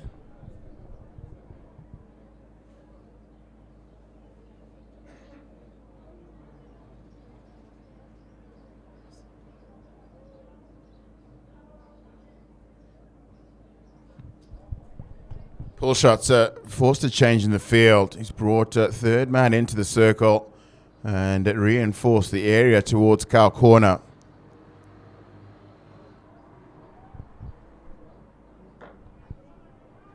Just to push down the wicket, down the ground, and just a single. Sensible from Brian Bennett, because you could be so tempted. A man in good form runs yesterday, out the blocks early today to look to get after that ball as well. What he said to himself here is, got a couple of boundaries in the oval already. I can get a single here, get off strike. There's no need for me to be too greedy, get excited up front.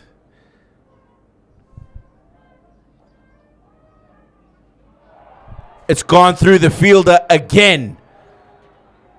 This time it won't go to the boundary though. Young Brasso is just having some difficulty in that short third man, short fine leg area. But it has been a good over from the Zimbabwean perspective. 11 runs from it, 17 for none.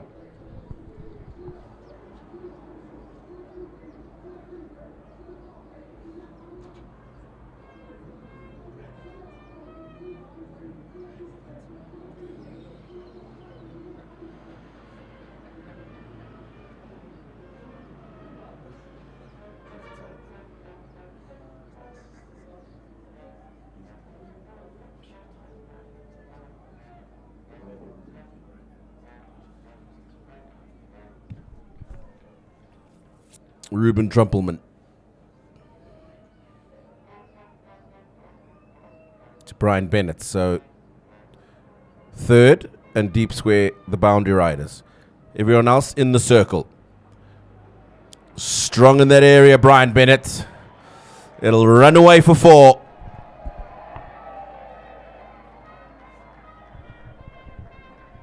Wonderful hands here from Brian Bennett. And key to the shot is he's not tried to overhit it. Wonderful stroke. That's the slower delivery first up from Ruben Trumpelman.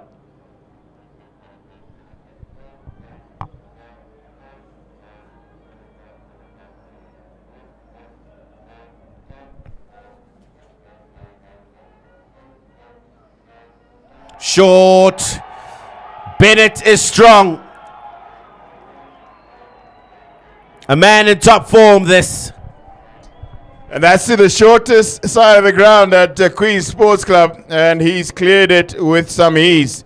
He races along to 21 from 9. With a big 6 over backward square leg.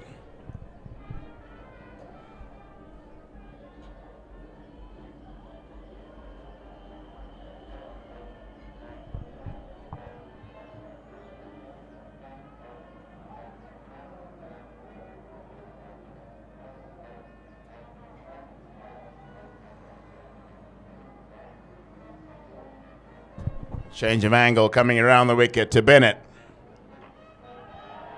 And this time he's a little cramped for room, so doesn't get to free his arms and get power through that pull shot.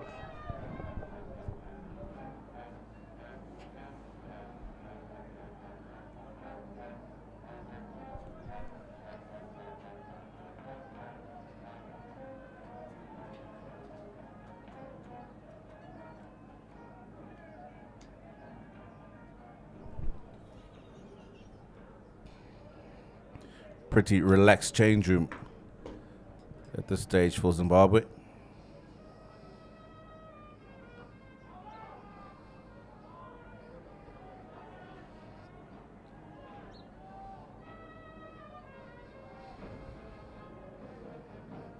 The crowds have certainly come in, as they always do when they get an opportunity to here in Bulawayo.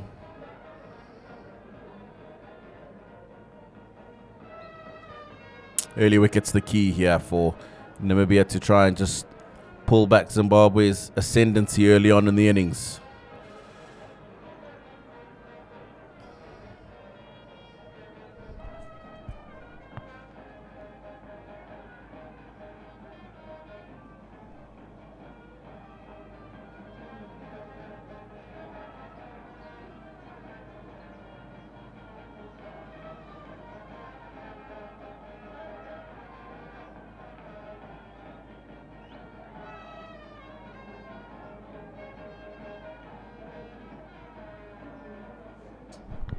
Two fielders on the boundary square on the leg side for Trumpelman.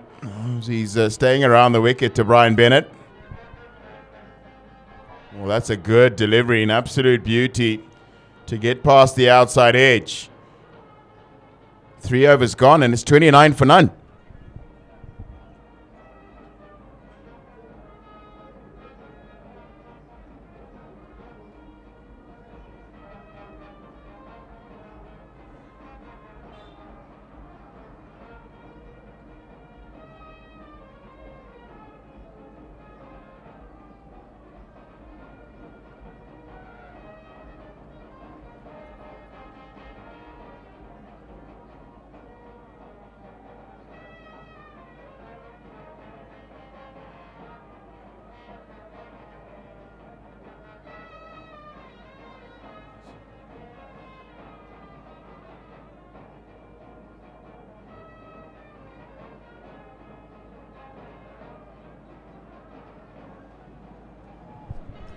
Short ball. He's had a struggle, Marumani, from yesterday through until today. He continues to. That angle round the wicket and the short ball coming into him. Now it looks like he's trying to play the full-blooded pull, and I'm not so sure that length is short enough to do that. What he's probably looking to do is play the pickup shot with the angle from around the wicket. He can get it over that fielder at 45. Young Jack Brassel.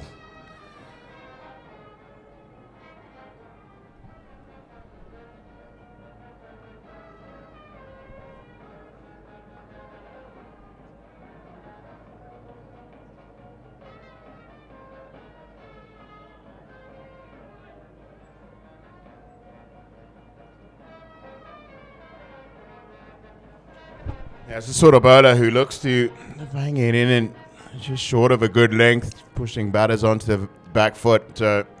His protection's square to the wicket for him. And this one has gone quite fine. It's just going to be a couple of runs.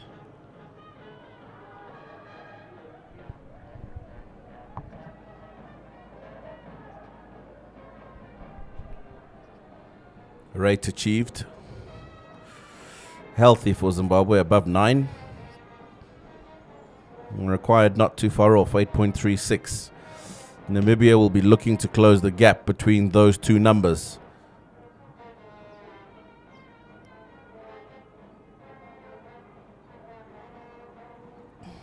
Top edge. Thick outside edge more, should I say. 4 more for Bennett.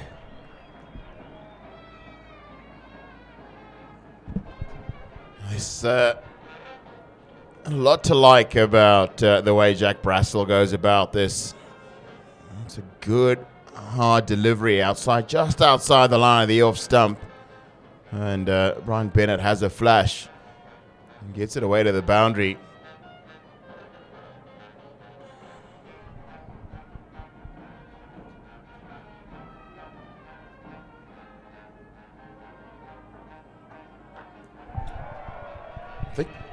This one he gets a better hold of. Brian Bennett won't go to the boundary. So Zimbabwe will get 2 more. He looked a little rushed here by Jack Brassel. Didn't really get that full extension of the arms he normally gets when he plays the pull shot. But it's good over nonetheless for Zimbabwe. Already 9 runs from it. Now that's come out the middle. There'll be 2 or 3 bounces into the boundary, and Brian Bennett completes what's a very healthy over. 42 for none after 4.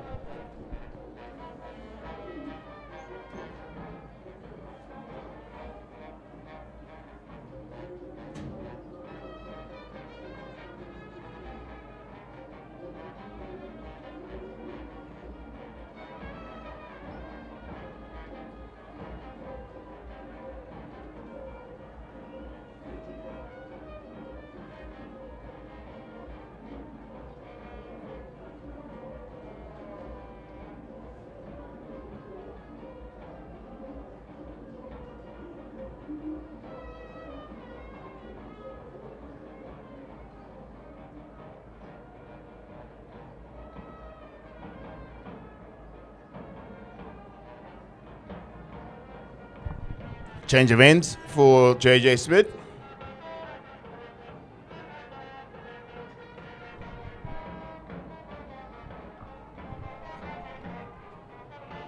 There is protection on the boundary, so it's going to be just a 1 run.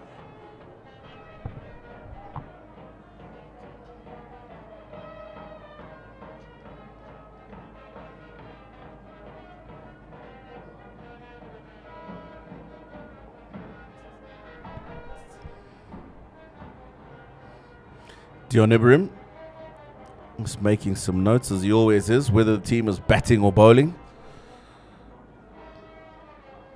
Looks like he didn't have enough hours sleep last night.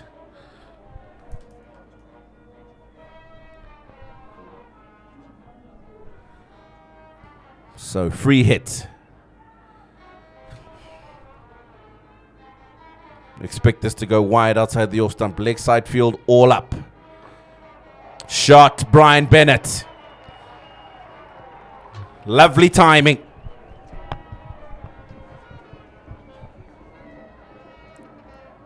JJ Smith's gone with a slower delivery here. And Brian Bennett's been forced to wait for it. And he's done just that and got good contact. And what's important as well is they've got a boundary early in this JJ Smith over. Potential for this one to be another really big over in the power play.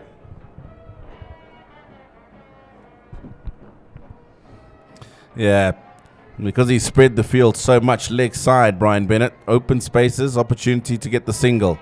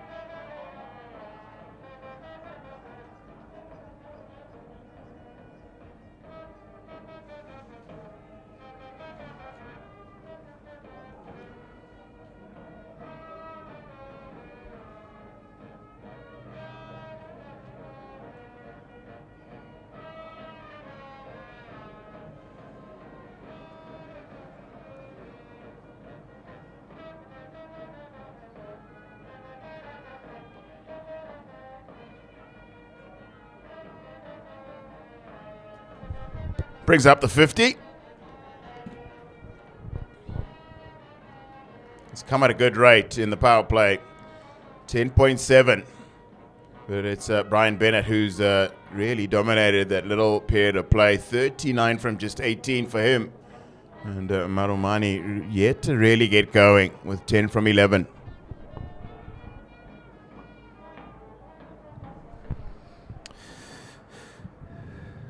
Yeah, that Zimbabwean rate, astronomical at this stage. Namibia will be thinking, how do we pull these people back? 51-run partnership, just 30 balls.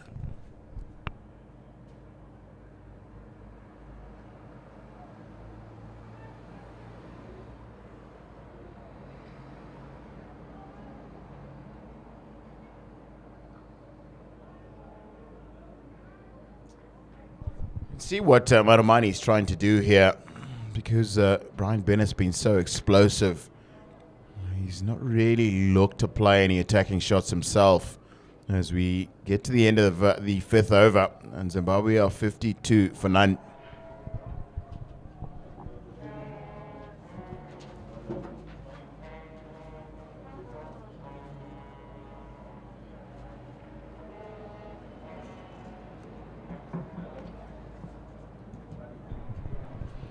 Five overs done. There was change in voices in the commentary box. As I welcome Dixon and myself, Eli, in the box. Fantastic late afternoon, Dixon. Yeah, 5 done, 52 for no loss. A really good start here for Zimbabwe. They need 118 runs from about 80 deliveries.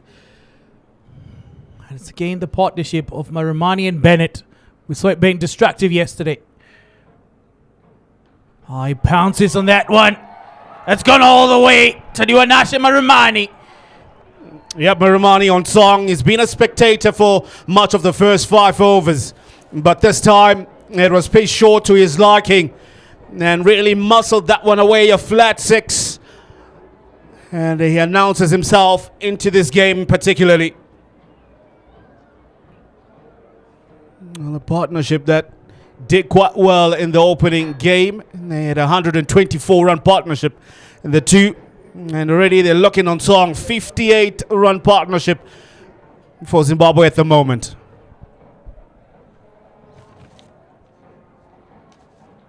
Yeah, Marumani. More comes Trumpelman into his second over. It wasn't that Trumpelman dropped it short. It was just a bit back of a length. But it's that bat speed from Marumani. It's just so good. His hand and eye coordination. Yeah, picked up the length quite early. And he had already made up his mind where he wanted to send it. A much better delivery. Straight at Lantern Rosario. So it's just going down leg side. Yeah, it's not a happy camper, easy Ruben Trumpelman.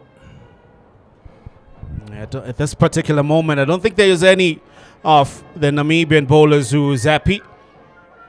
They are searching for that first wicket, really trying to see how they can open up things right here.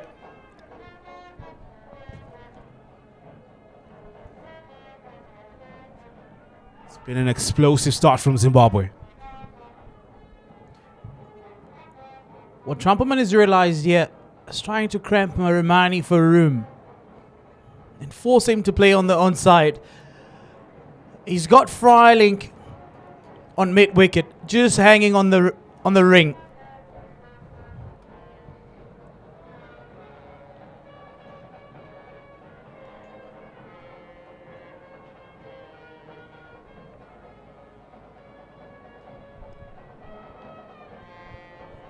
It's flicked leg side.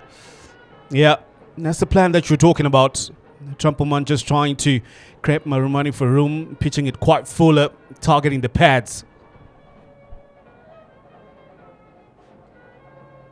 So what that does, it just limits his scoring options.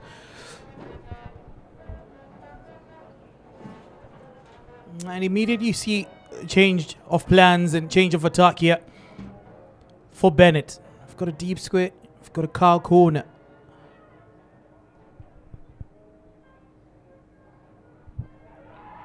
Now, Fatus of Ages and Trumpelman strikes. Brian Bennett looking to muscle that away with that pole shot, but not able really to make contact with it. And that will see his demise. He really thought that it was in his arc, in his zone, but not to be. Yeah, really good delivery here from Trumpelman. And it's an important wicket here for Zimbabwe. Bennett yesterday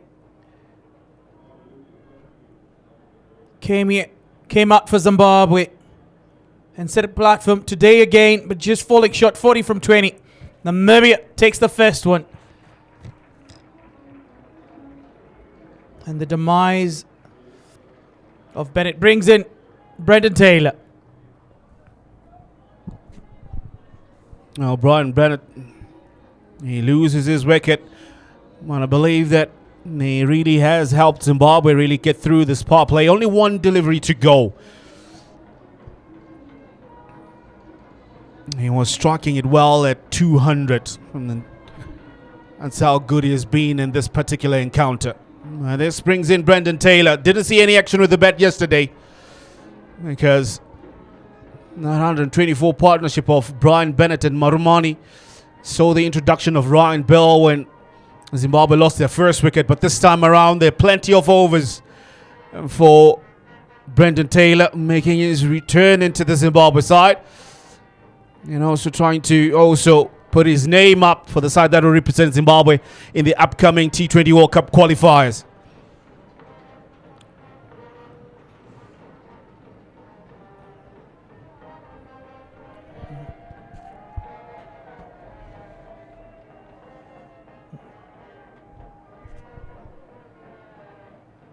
Change of the field. You can see JJ Smith being pushed to deep square. You need Sector Villiers on short fine and Creer on point.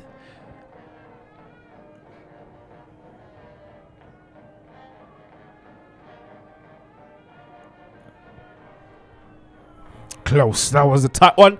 But that'll be the end of the first 6 overs. Zimbabwe will be 59 for the loss of 1.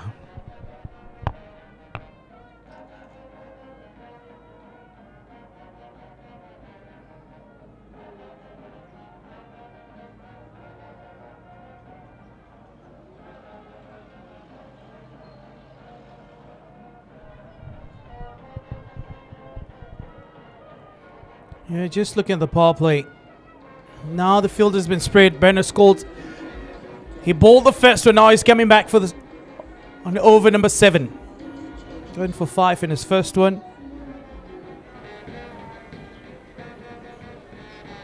And we might not see Jack Russell coming back anytime soon. In for 13 and his first one.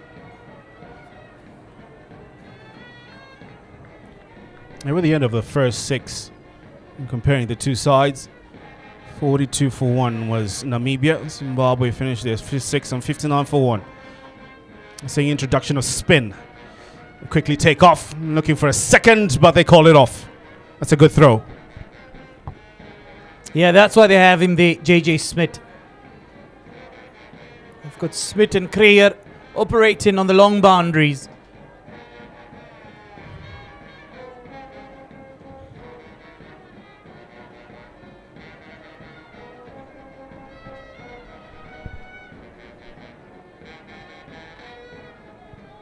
That's a quicker delivery. Flatter, trying to see if he can get some sort of purchase on the surface.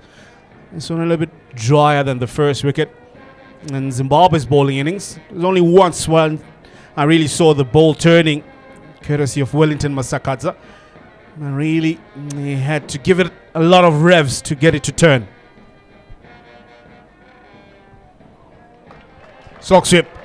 That's fine. Very, very fine. That'll be another boundary. So Marumani taking lead now that Brian Bennett is gone and is looking for a boundary each and every over. This is a good one. Yeah, what you can see immediately there from Scholes is trying to tease Marumani to obviously play that shot. But however, this time, as you mentioned, you're not getting much 10 from the surface. And that's what you will get. Yeah, what I loved about that shot is that Marumani really got across the line to play that one, knowing that it'll be straight. This one, working it in that deep pocket. They'll be pushing for 2 here. And Brendan Taylor does well. The fumble will help them, and they'll pick up 3.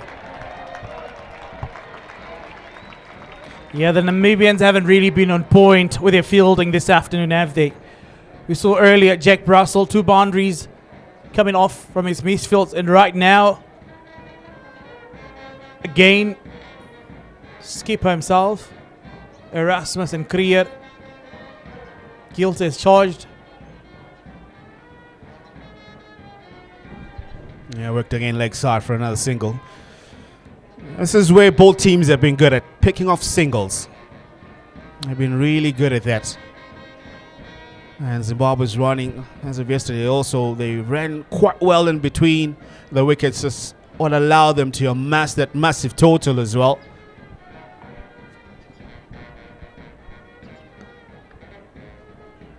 Yeah, really good running. Pushing for 2 again.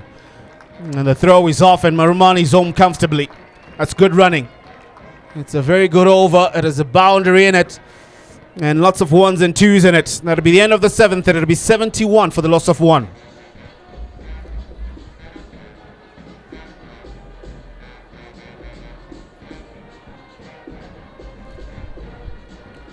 Zimbabwe's batting cut there. Brian Bennett explosive. Strike rate of 200. Made 20 off 40. In one period in time, he was having a strike rate of 223 before his demise. 6 4s and 1 maximum. And Marumani just picking up. He's getting warmed up. 28 from 20. Brendan Taylor is still trying to assess conditions here. Also be a change of bowling from the City end. Namibian captain will bring himself into the attack. Yeah, Rasmus into the attack now.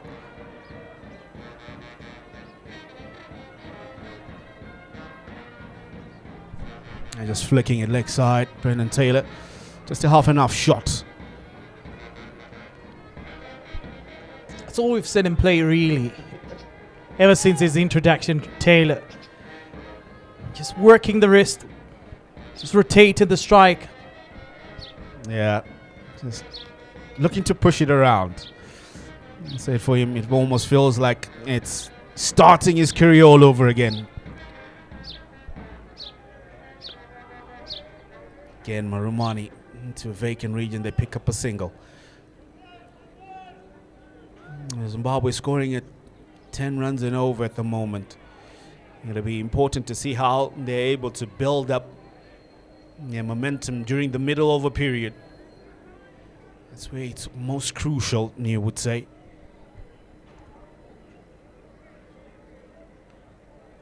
Meanwhile, for Namibia, I think it'll be important just for them to keep Brendan Taylor on strike as much as possible. Just test his skills, test his abilities in T20 cricket. Yeah, but he's fulfilling his role right now. Rotate the strike. Give as much strike as possible to Marumani. Oh! Ballistic!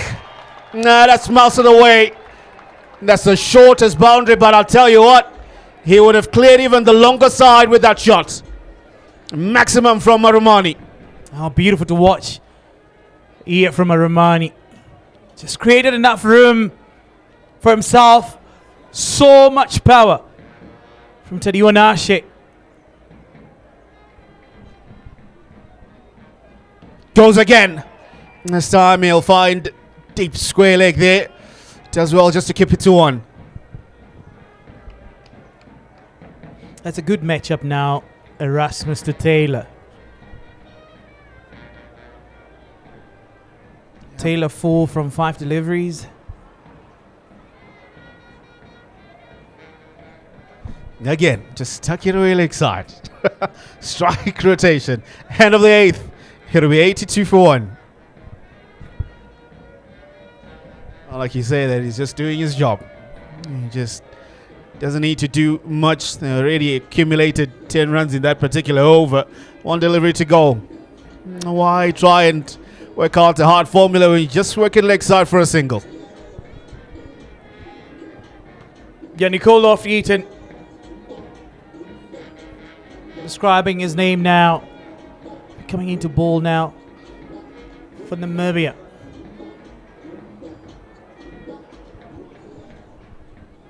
Both flags for the two nations flying high as the two nations prepare. Use this as a platform for preparation for the ICC Men's T20 World Cup Africa qualifier to be hosted in Harare.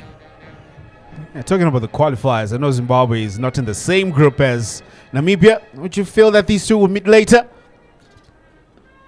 Probably the final. Yeah, probably. I think there's a high chance that these two will meet. And they'll hope to meet in the final rather than in the semi-final.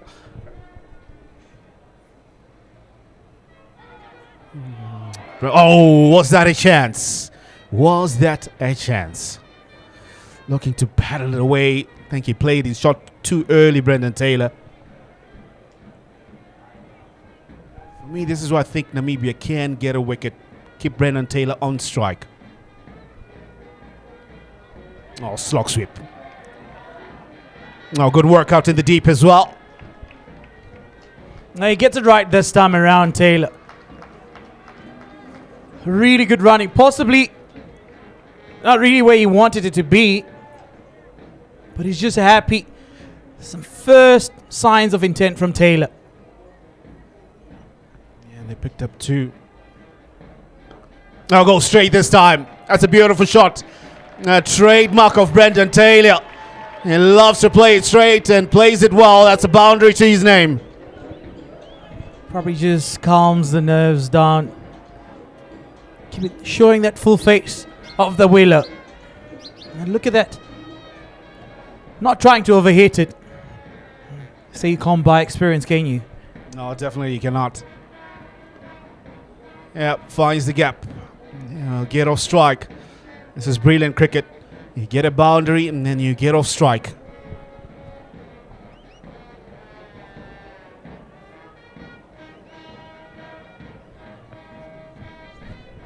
Now this is the beauty when you have a set batter, especially when you've had a brilliant opening partnership like what Marumani had with Bennett. When one departs, the next takes over and keeps the momentum that the team really needs in that chase. Yeah, 8 of the over. That's 90 for 1. 9 overs done.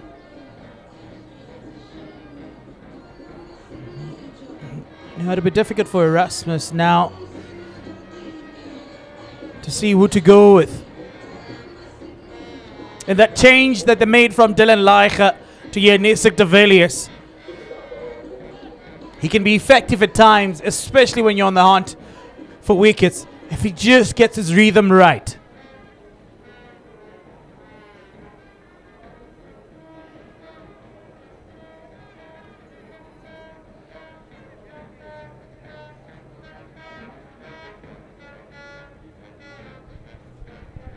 And Marumani will be the better on strike for Zimbabwe. 37 from 24. He scored a half century in his past 2 T20 internationals. He's looked brilliant. And now 37. That's what we call a good start. Can he convert? Quick single taken. Just assessing the new bowler.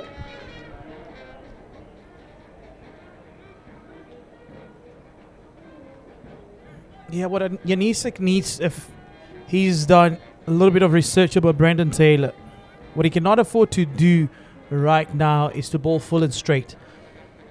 I think there was a highlight in the previous over as well. He needs to go back of a length outside off stump.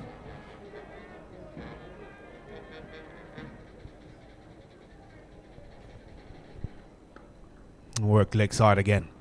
Rotating strike easily. That's what Zimbabwe is doing. They're finding these singles with ease. You need a brief moment where you have a series of dot balls.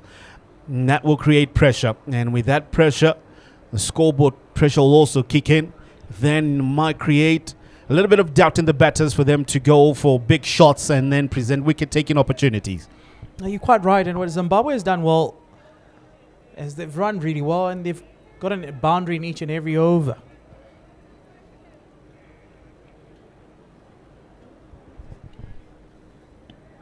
Into the pads. Just a little bit outside leg stump. That'll be a leg bite indicated by Langton Rusere. Better crowd today. Better crowd today. That's the numbers.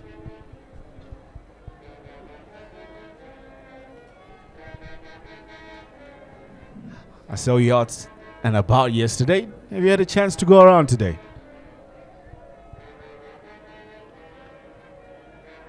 Yeah. Has become signature for him and customary for Brendan Taylor. He just tucks it away. Good use of the wrist. And give that strike to Marumani, who's 38 from 26.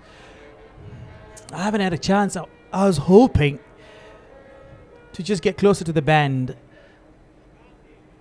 and get a short cameo of the drums there.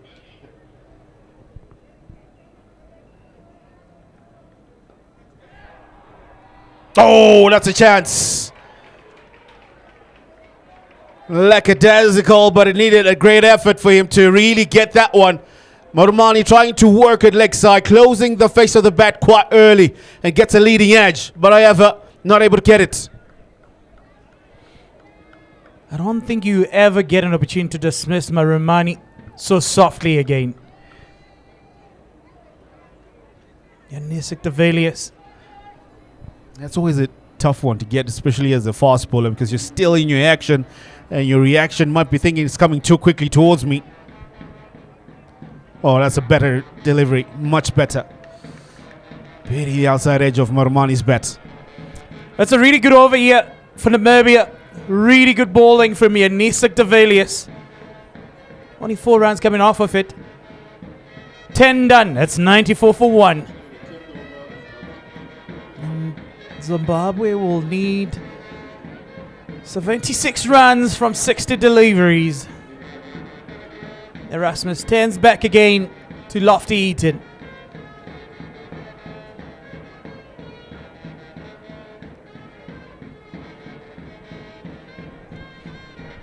And which one of those drums would you be playing? You see the guy in the blue shirt?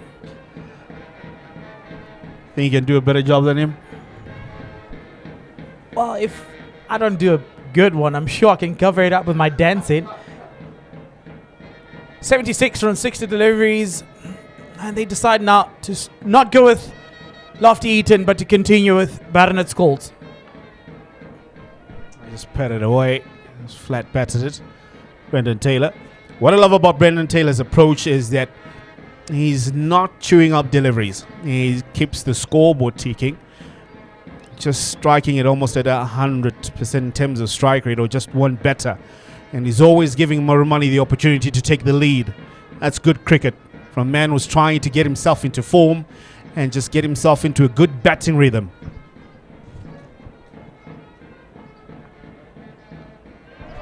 Pick up shots. That's well picked up, longer side of the boundary. That's a maximum. Good shot by Marumani. But however, some cramp will hit him up there, courtesy of hitting that shot. I don't think his coach would mind much of that after getting a boundary. Cramp, but he seems to be in pain.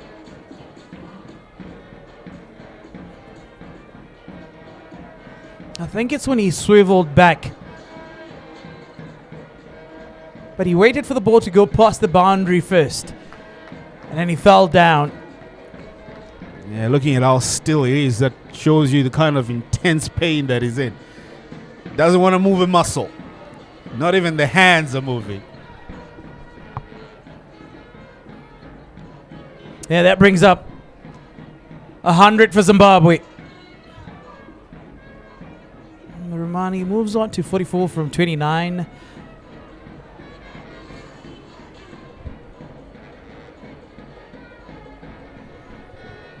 From just a look of that picture, plenty of kings that we're seeing around the stadium. And all of them quite relaxed with a beverage in hand. Well, it's summer. It is summer, is it? Or is it still spring? Not sure how many seasons are there. It's winter, summer, right? There's not much of autumn or fall or any of that. It's quite hard to tell when you're out here. Because in Bulawayo, it doesn't really seem to have spring because it gets hot straight out of winter. So kind of different as soon as you cross Yangani from up north there.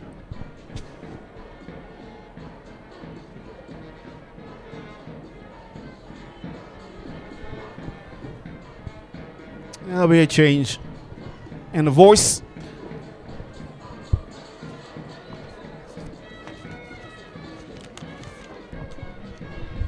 Thanks, Eli.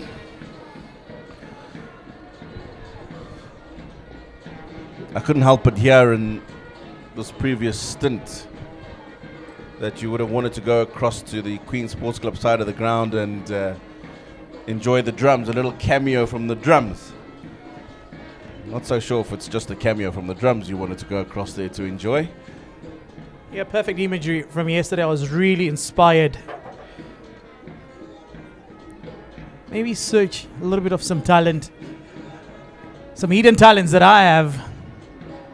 The only way to discover is through music. Yeah, 69 from 58 deliveries, Tino. 100 up for Zimbabwe. Yeah, it's been an encouraging chase so far for Zimbabwe.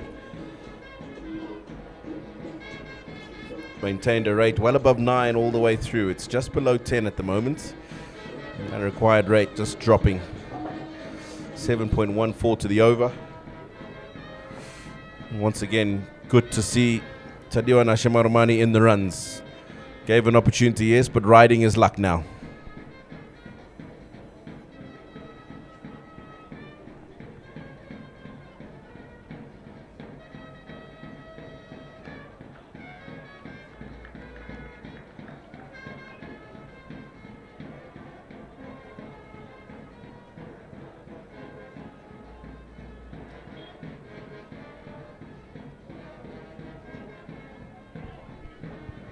He gets on with it.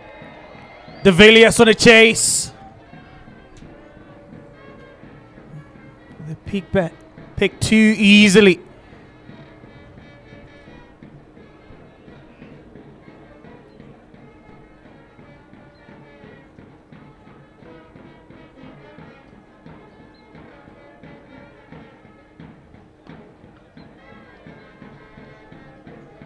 Yeah, down the ground for a single.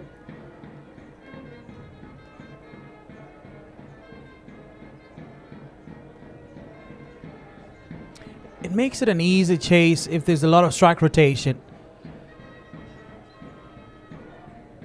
No, I'm stating the obvious here.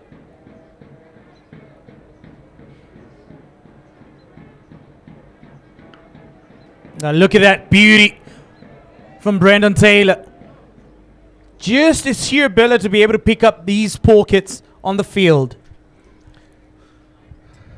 Yeah, you start to remember the Brendan Taylor of old when you see the way he's played this last over. 106 for 1.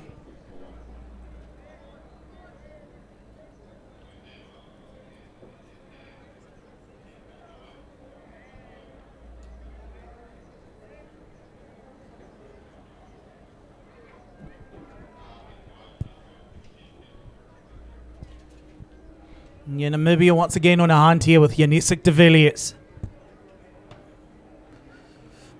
He bought a decent opening over. He's coming back for his second one.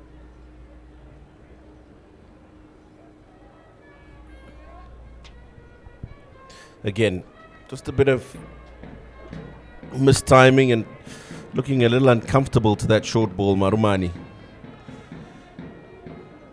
Certainly something that he would want to work on, without a doubt.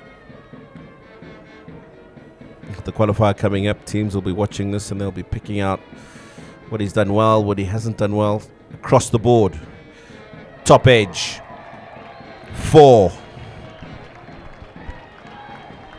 They say when you urge it hard. What I enjoy the most with Marumani is his intent. He was looking to go again on the onside, even though he missed out on the first delivery. And moves him on to 49.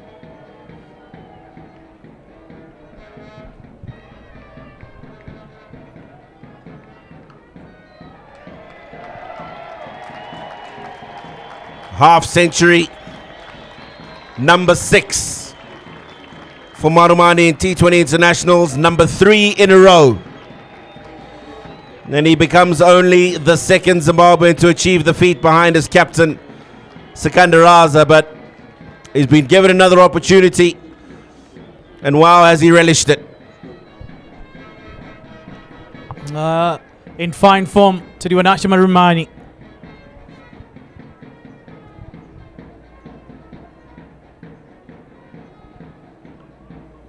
Yeah, tucks it away again. Taylor looking to come back for a second one. He is quick. Really good running here from Marumani and Taylor. You were referring to Marumani, right, when you said he's quick? Oh, they're both equally quick. I mean, for a guy of Brendan Taylor, I'm sure there's not a lot of almost 40-year-olds that are running that quick. If he plays this back tonight, he'll be asking, who's that commentator? I like him.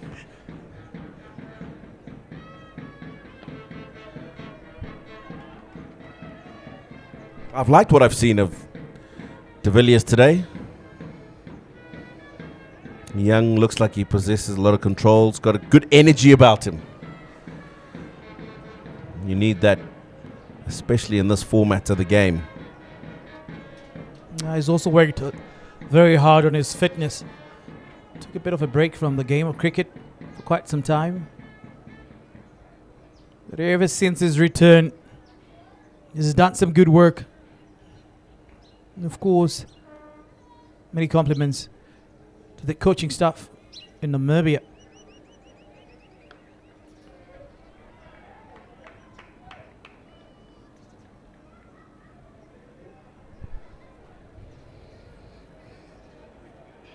$114 for 1.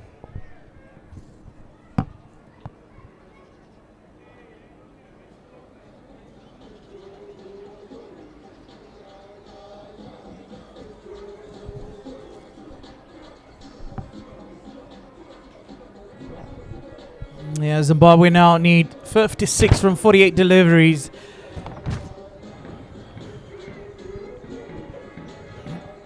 And if Namibia does not take a wicket now, The Romani will make light work of it.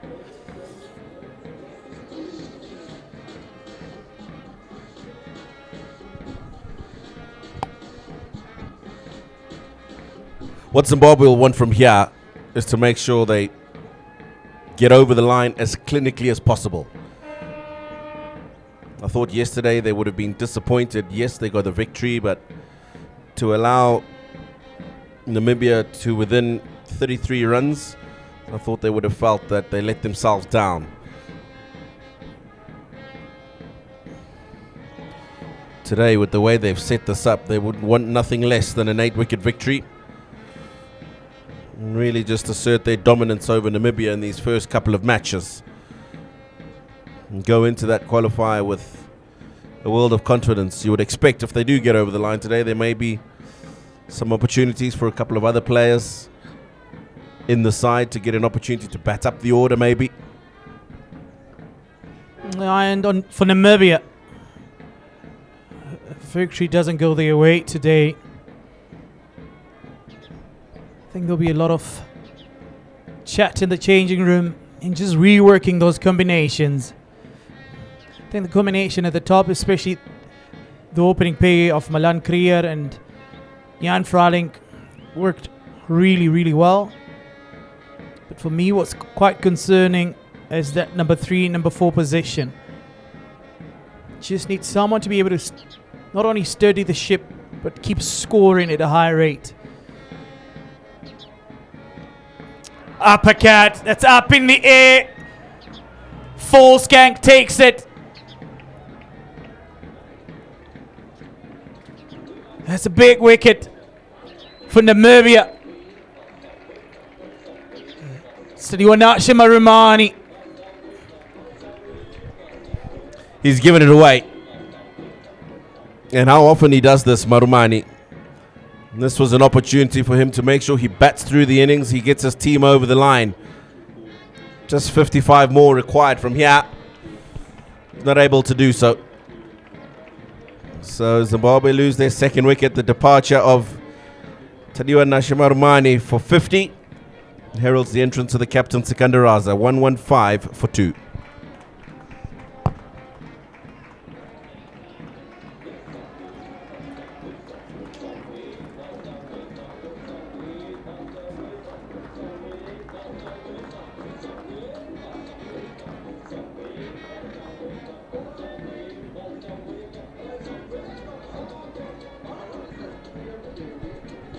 Yeah, platform has been set here for the skipper Sikandar Raza to come and bat on. 115 for 2. And this wicket of Marumani just brings somewhat a relief to Namibia, and even more so to JJ Smith, who probably thinks this is an opportunity to redeem himself. Things haven't really gone his way with the bat.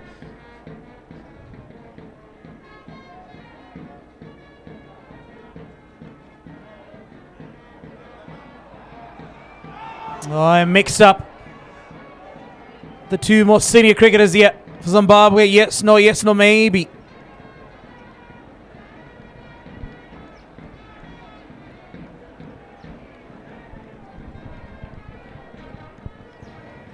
They survive.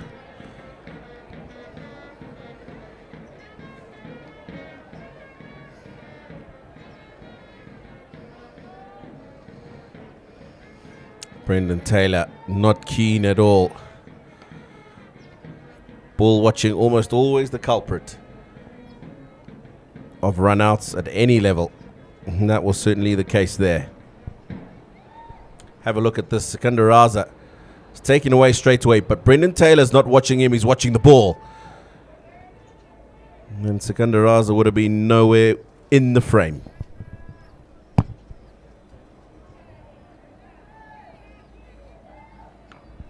Yeah, looking to master that. Sikandar Raza misses out. Finds full shank again.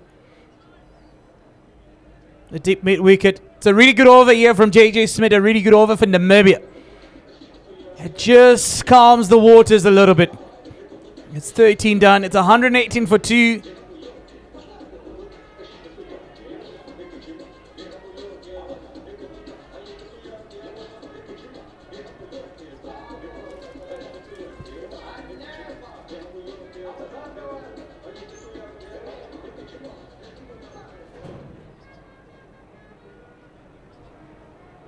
Beno Scholes will bowl his last one now.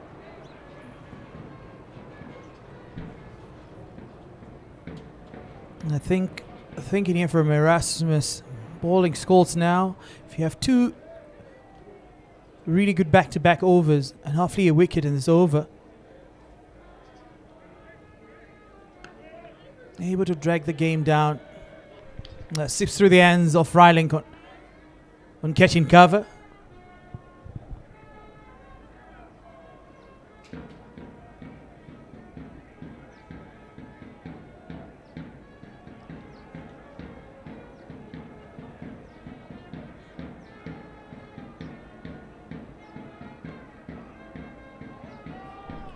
Better communication between the two of them. Still good to see that Brendan Taylor looking to find the gap in the offside, get the single.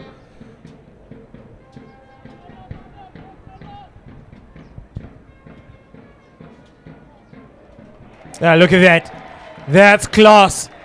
That's skill. That's experience. Brendan Taylor. That was clinically executed, Tino. Yeah, shot he works hard on. Brendan Taylor. You can see he's predetermined that, but kept his eye on the ball, and he knows once I get it a couple of meters wide of the fielder behind square on the offside, then I'm getting myself a boundary, and it's forced a change in the field. Short third, and then the point is probably going to be very close to square. And this change in field,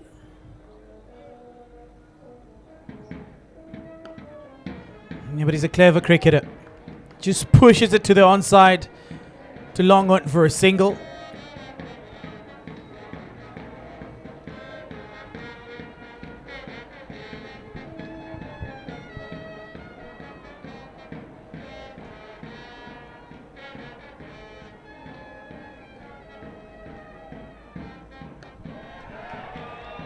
In the air, Sikandar Raza, and taken. It's a very good catch to dismiss him from de Villiers. The shot unnecessary from Raza. Yeah, the skipper departs. Not sure if that befitted the moment here from Sikandar. That's a big wicket here from Namibia. And Namibian Eagles are flying high right at this moment. It just goes back to the story that I was saying at the beginning of the over. The thinking, JJ Smith came, bowled a really good over, took the wicket of Marumani, and immediately Erasmus decides to go with Scholes just to increase that dot ball percentage. And Sikandar Raza looking to be a bit bullish, but just couldn't get enough on that, and he falls short. His cameo comes to an end. Scoring 3 from 4 deliveries. Ryan Bell comes into play. One more delivery in this 14th.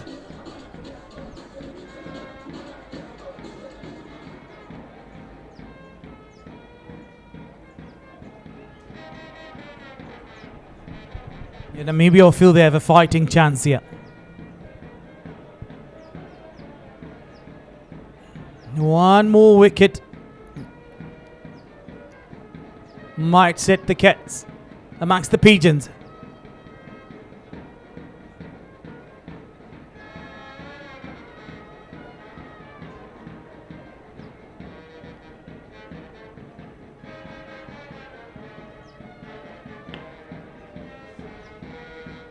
Another really good over here from Namibia.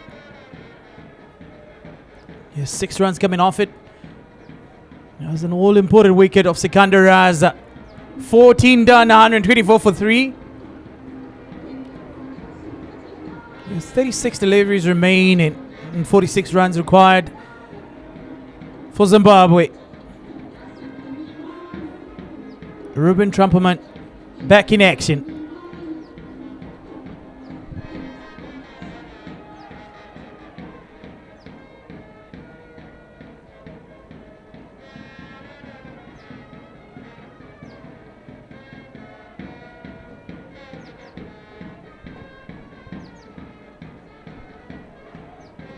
Trumpelman to bowl the 15th from the airport end.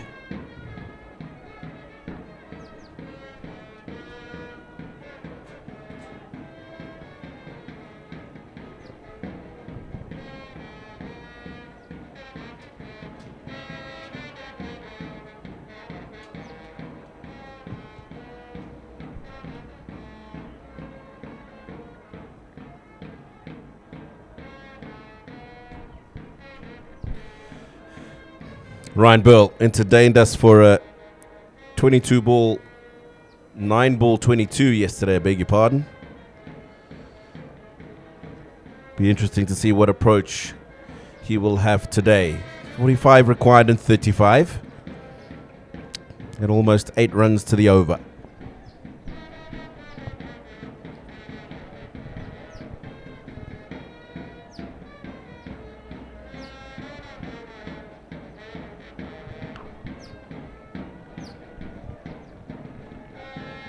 A bit of a fumble.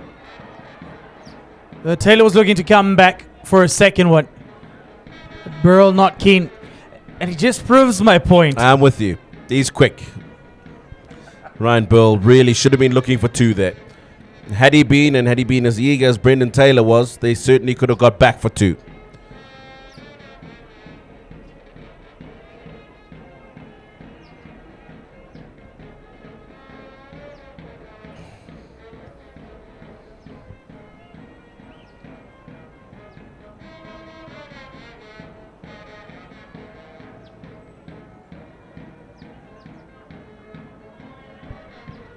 Just a good work of the wrist yet from Taylor.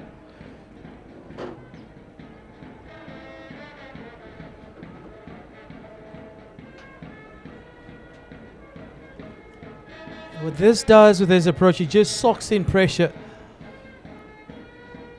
The pressure that the Namibian team is trying to enforce here.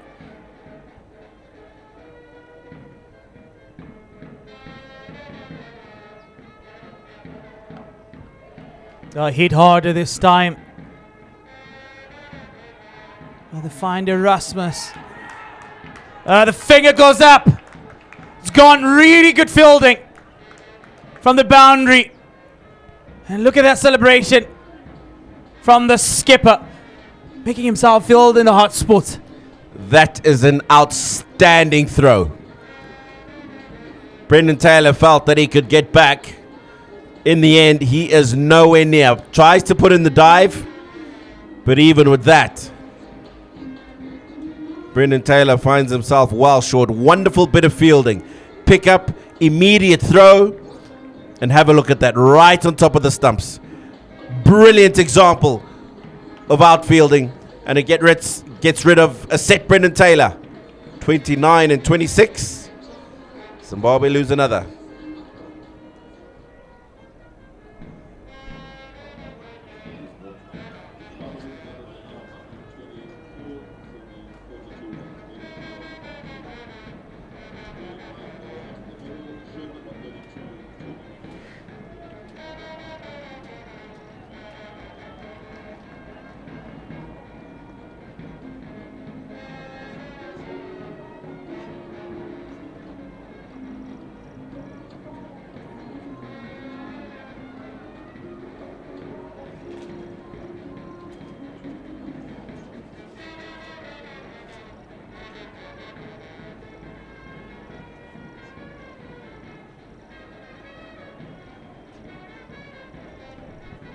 Yeah, the set man departs.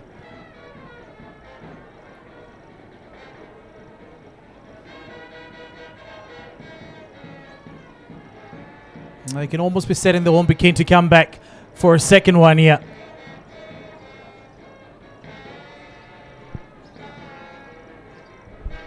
Well, a couple of wickets here for Namibia in quick succession. And what does this do to the 2 new men at the crease for Zimbabwe? Ryan Burl, Tony Munyonga.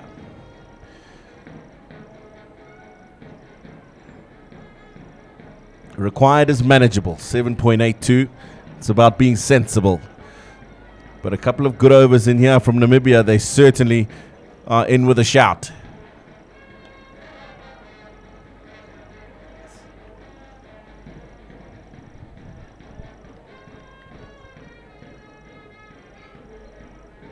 Yeah, immediately off the mark with that last delivery.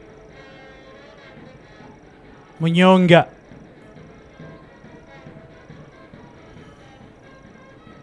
Yeah, Namibia, once again, they will feel they have a fighting chance.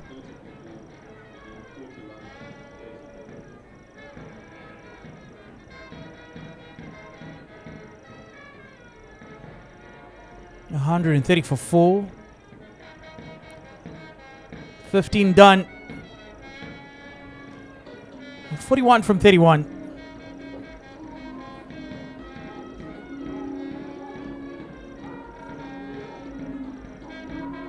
Now, De Villiers has been good.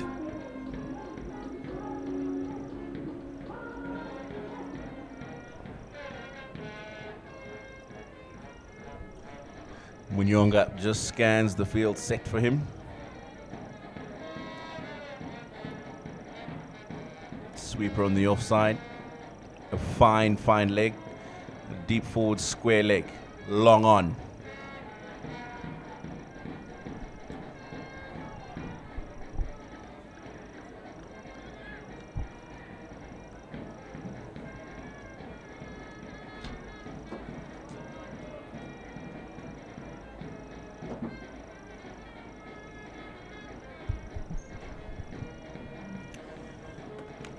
.5 is the current and the required 8.28.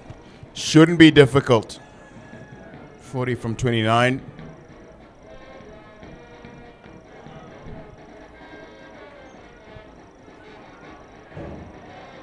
Beautifully set up for Tony Munyonga and Ryan Burl to get Zimbabwe across the line. Yeah, that's what it looks like.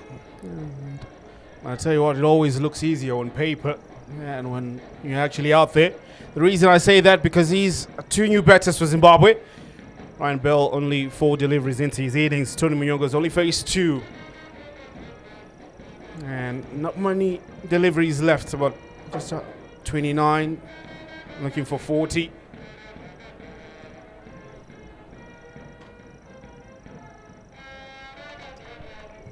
Yeah, but I think the big advantage in Zimbabwe's favor at the moment is that just one decent over and then that run rate falls, the required run rate falls all the way down. And both players, we know Tony Munyonga can be very explosive.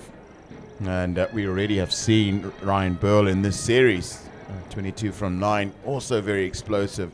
So the required run rate is never going to be the problem. It's just getting this partnership going, getting through the next 8 or 10 deliveries without any disasters. Comes down the track and smashes it over cover. And that'll be a boundary. That's what you're talking about, Darlington. Just a good, decent over. We're able to get a few boundaries. And the required run rate will fall. Tony Munyonga says the 3 that he is sent, they're good enough. Yeah, he uses his feet. We saw him get through a pull shot a little early from Jan de Villiers. So doesn't like the pace. It's not coming on quickly enough when you see a batter running down the wicket at you.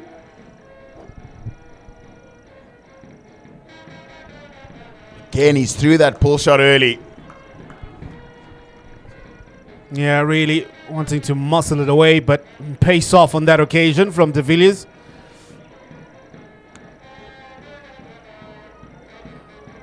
Well, this shouldn't dampen Namibia's efforts because they've gotten 2 wickets in a short space of time.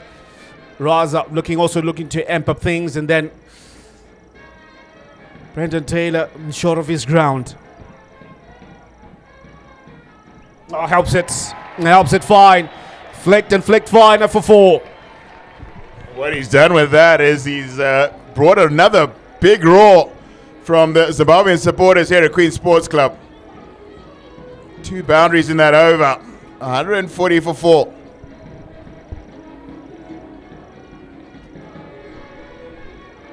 Oh, just straying down leg side, and he helps it on, knowing that fine leg is inside the 30-yard circle. The only thing he can do is fetch it beyond the fence. This shot reminds me of one of my favorite cricketers when I was a young boy. A guy called Aravinda de Silva, played for Sri Lanka. One of the finest pullers of a cricket ball, and he was so good at manipulating where those pull shots went, and he hit them in an arc all the way from long on to behind to fine leg. So the runs required now just 30 from 24. 7.5 and over exactly. Again, inside edge. They're running hard. Ryan Bell calls for the second. The dive is good. The throw is off. He makes it. This time it was Ryan Bell knew he was coming back to get back on strike. So he took the first one quickly and committed early. And that's why he's able to get back safely. Yeah, the throw from the captain. Just slightly off, but Ryan Bell was in by a mile. The dive helped him get there. Yeah, this is where things get interesting for Namibia because all the deliveries that are remaining, they have to be spot on. It's almost as if Zimbabwe have room to make a couple of more mistakes than Namibia do at this stage of the game.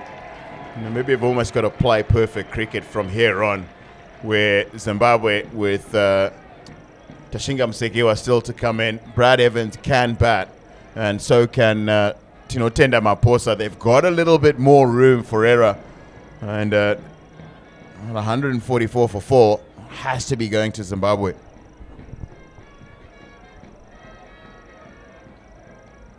Oh, helped again. That'll be another good shot. That'll be 4.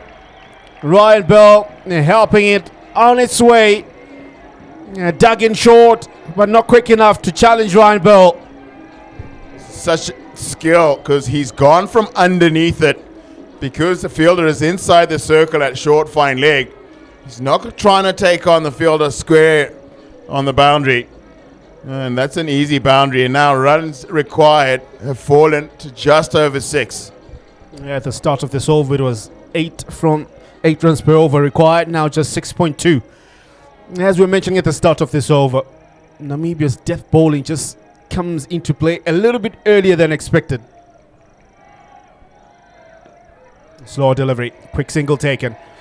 Searching for 2, Tony Munyonga turns, and he comes back quick enough. And the Queen's Sports Club supporters are sensing victory here.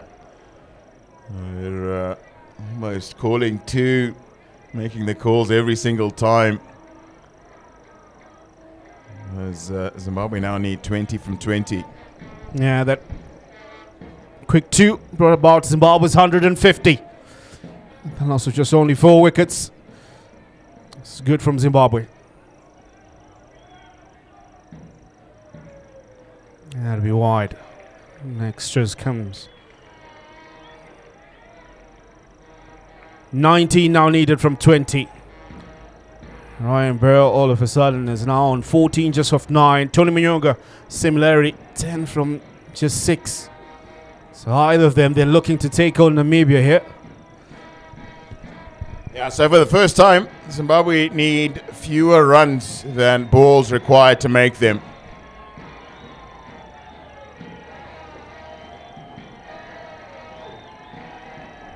Yeah, brilliantly negotiated. The volume just went up a notch. Up from the fans around here. The band is going around in sort of a circle. The stands there. And that stand, they're still pretty much interested in what's happening in the game.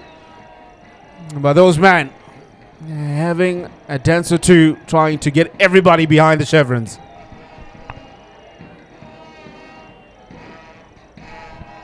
They do raise the bar here at Queen's Sports Club. Really different place when the brass band's around.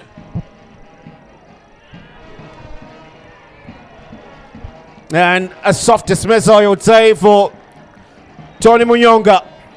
Trying to work it again, just behind the man at short 45. But doesn't get enough bet on it. Seems to have come off his glove. Kenny's threw the shot early. Starting to see signs of wickets slowing down here at Queen's. So Tony Munyonga's gone for 10 from 7. But Zimbabwe still in a strong position at 152 for 5. Yeah, really soft dismissal for Tony Munyonga.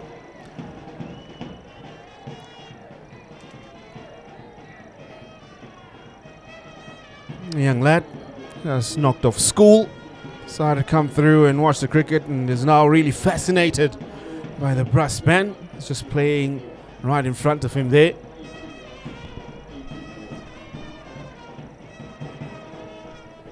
I feel that they took note that a wicket fell.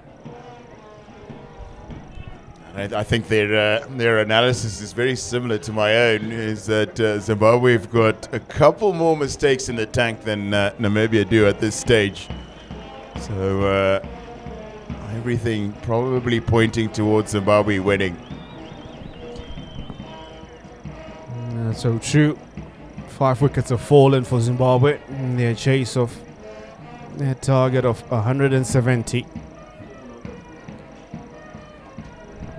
Forgot to mention Wellington Masakadza can bat as well. So there is a lot in the tank in reserve yet to come. Wellington Masakadza probably the next batter in. And then Brad Evans and Musekiwa. Yeah, Tashinga Msekio is the new man in. There have been a couple of really soft dismissals from Zimbabwe's batters that I really don't like.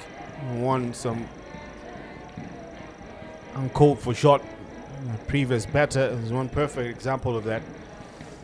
And the other one, Skandar Raza trying to amp up things. I really don't think that was necessary considering where the game was poised. So get a feeling it's about trying to really enforce themselves in this chase. And there's still plenty in the tank, like you said. Still believe that they'll get over the line. 18 needed from 18. Ryan Bell on strike. Come on, Ryan. 203 hits.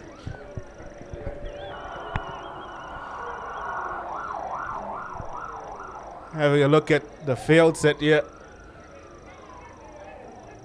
Pretty much a very strong offside that has been set for him. Yeah, we saw similar tactics when Zimbabwe was bowling, looking to force batters to hit to that long eastern end of the ground. To the right of the screens as we're looking at it. And so, but Zimbabwe should be comfortable from here. Just need a single from every delivery. So this as a tactic for me is not a good one. Simply because Zimbabwe just have the ability to make the extra mistake.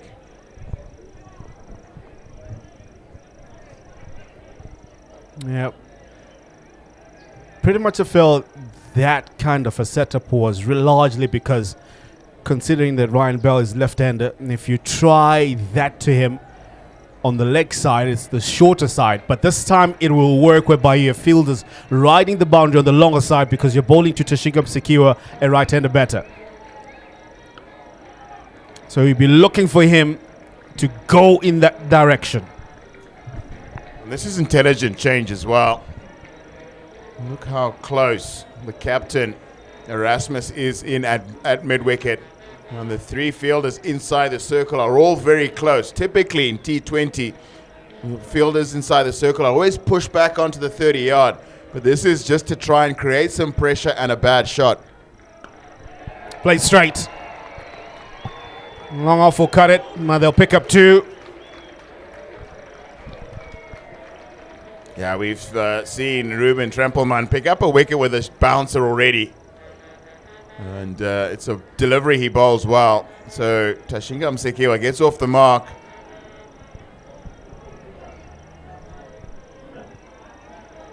.15 deliveries left. 15 runs needed. Bowled away. It'll fall short of tip mid-wicket. Yeah, just the way Msekio was shaped to play that shot. He's not worried about the fact that it's at 70 meters to get the ball over cow corner. He's going to take on the long boundary. Yeah, I felt more like just a natural reaction without really looking at what the field set is like. Yep, everybody up in song and dance.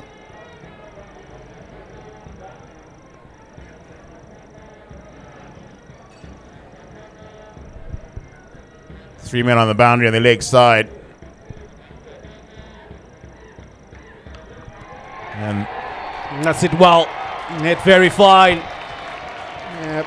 Deep mid-wicket won't be able to cut that one off. That's a welcome boundary for Zimbabwe. Ryan Bell really accessing the shorter side of the boundary with ease on that occasion.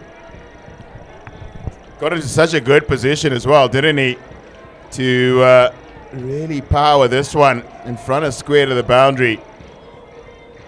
And now needing 10 from 13. 10 from 13.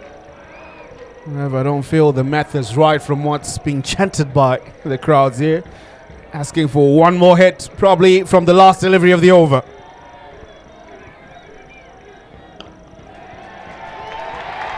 That's another fine hit through the offside this time. Everybody just stand and watch it race away to the boundary for 4. If there was any criticism about the way Ryan Bell played, was in his inability earlier on in his career to play shots like this. And that is as good a drive through extra cover as you're going to see on a cricket field. At 164 for 5. Well, you're calling it. You were asking him to do it in 3 hits. Now 6 needed of 12. I'm going to make a friendly bet with you. 6 to win. Tashingam Sekiwa on strike. He's going to go for it, isn't he?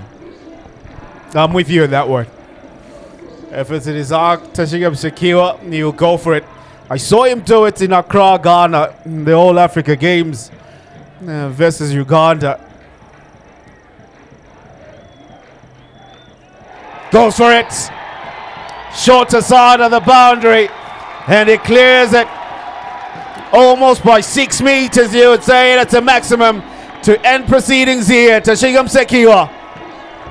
It was a reaction, and unfortunately, it was off camera from Ryan Bell as Tashingam Sekiwa cleared mid-wicket boundary. Just so important that Zimbabwe have beaten Namibia in a bilateral series. Last time Namibia were here, they absolutely mopped the floor with the Zimbabweans, and at 2-0 with 1 remaining, Zimbabwe look like they're aiming to return the favor. Well, it's been a brilliant knock. Zimbabwe win this one by 5 wickets. Just to feel that Namibia are almost like 30 runs short from where they would have loved to be. Because Zimbabwe really looking like a well-oiled machine on this occasion. And they will celebrate comfortably. That's Zimbabwe's betting card. But it was that really quick-fire partnership dominated by Brian Bennett, 40 from 20. And then Marumani gets the 3rd T20 International 50 in a row before Brendan Taylor starting to look like he's returning to world-class level of cricket again. 29 from 26. And then Ryan Pearl. Another good performance from him with a bat, 24 from 13, before Tashingam Sekiwa hit the delivery out the ground to get the victory by 5 wickets.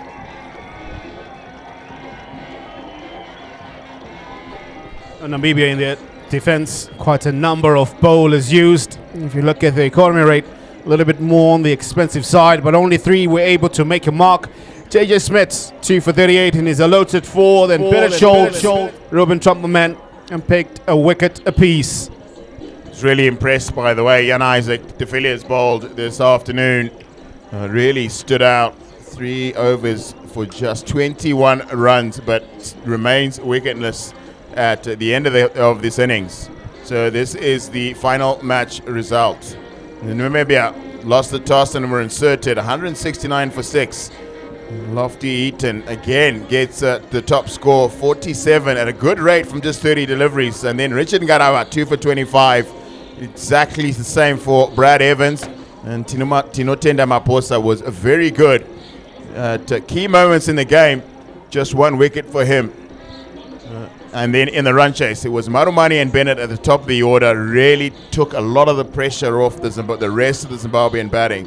But Ryan Burl was there at the end to finish it off. JJ Smith picked up 2, and then Schultz and Trumpelman 1 each. Zimbabwe therefore won by 5 wickets. That is the result for the second T20 International of this 3-match series. There's going to be a break tomorrow, but please do come and join us again at 1:30 on Thursday as Zimbabwe host Namibia for the final match of this T20 series. The last game Zimbabwe play before the Africa T20 World Cup qualifiers. Been a real pleasure to have you here, and we hope to see you again soon.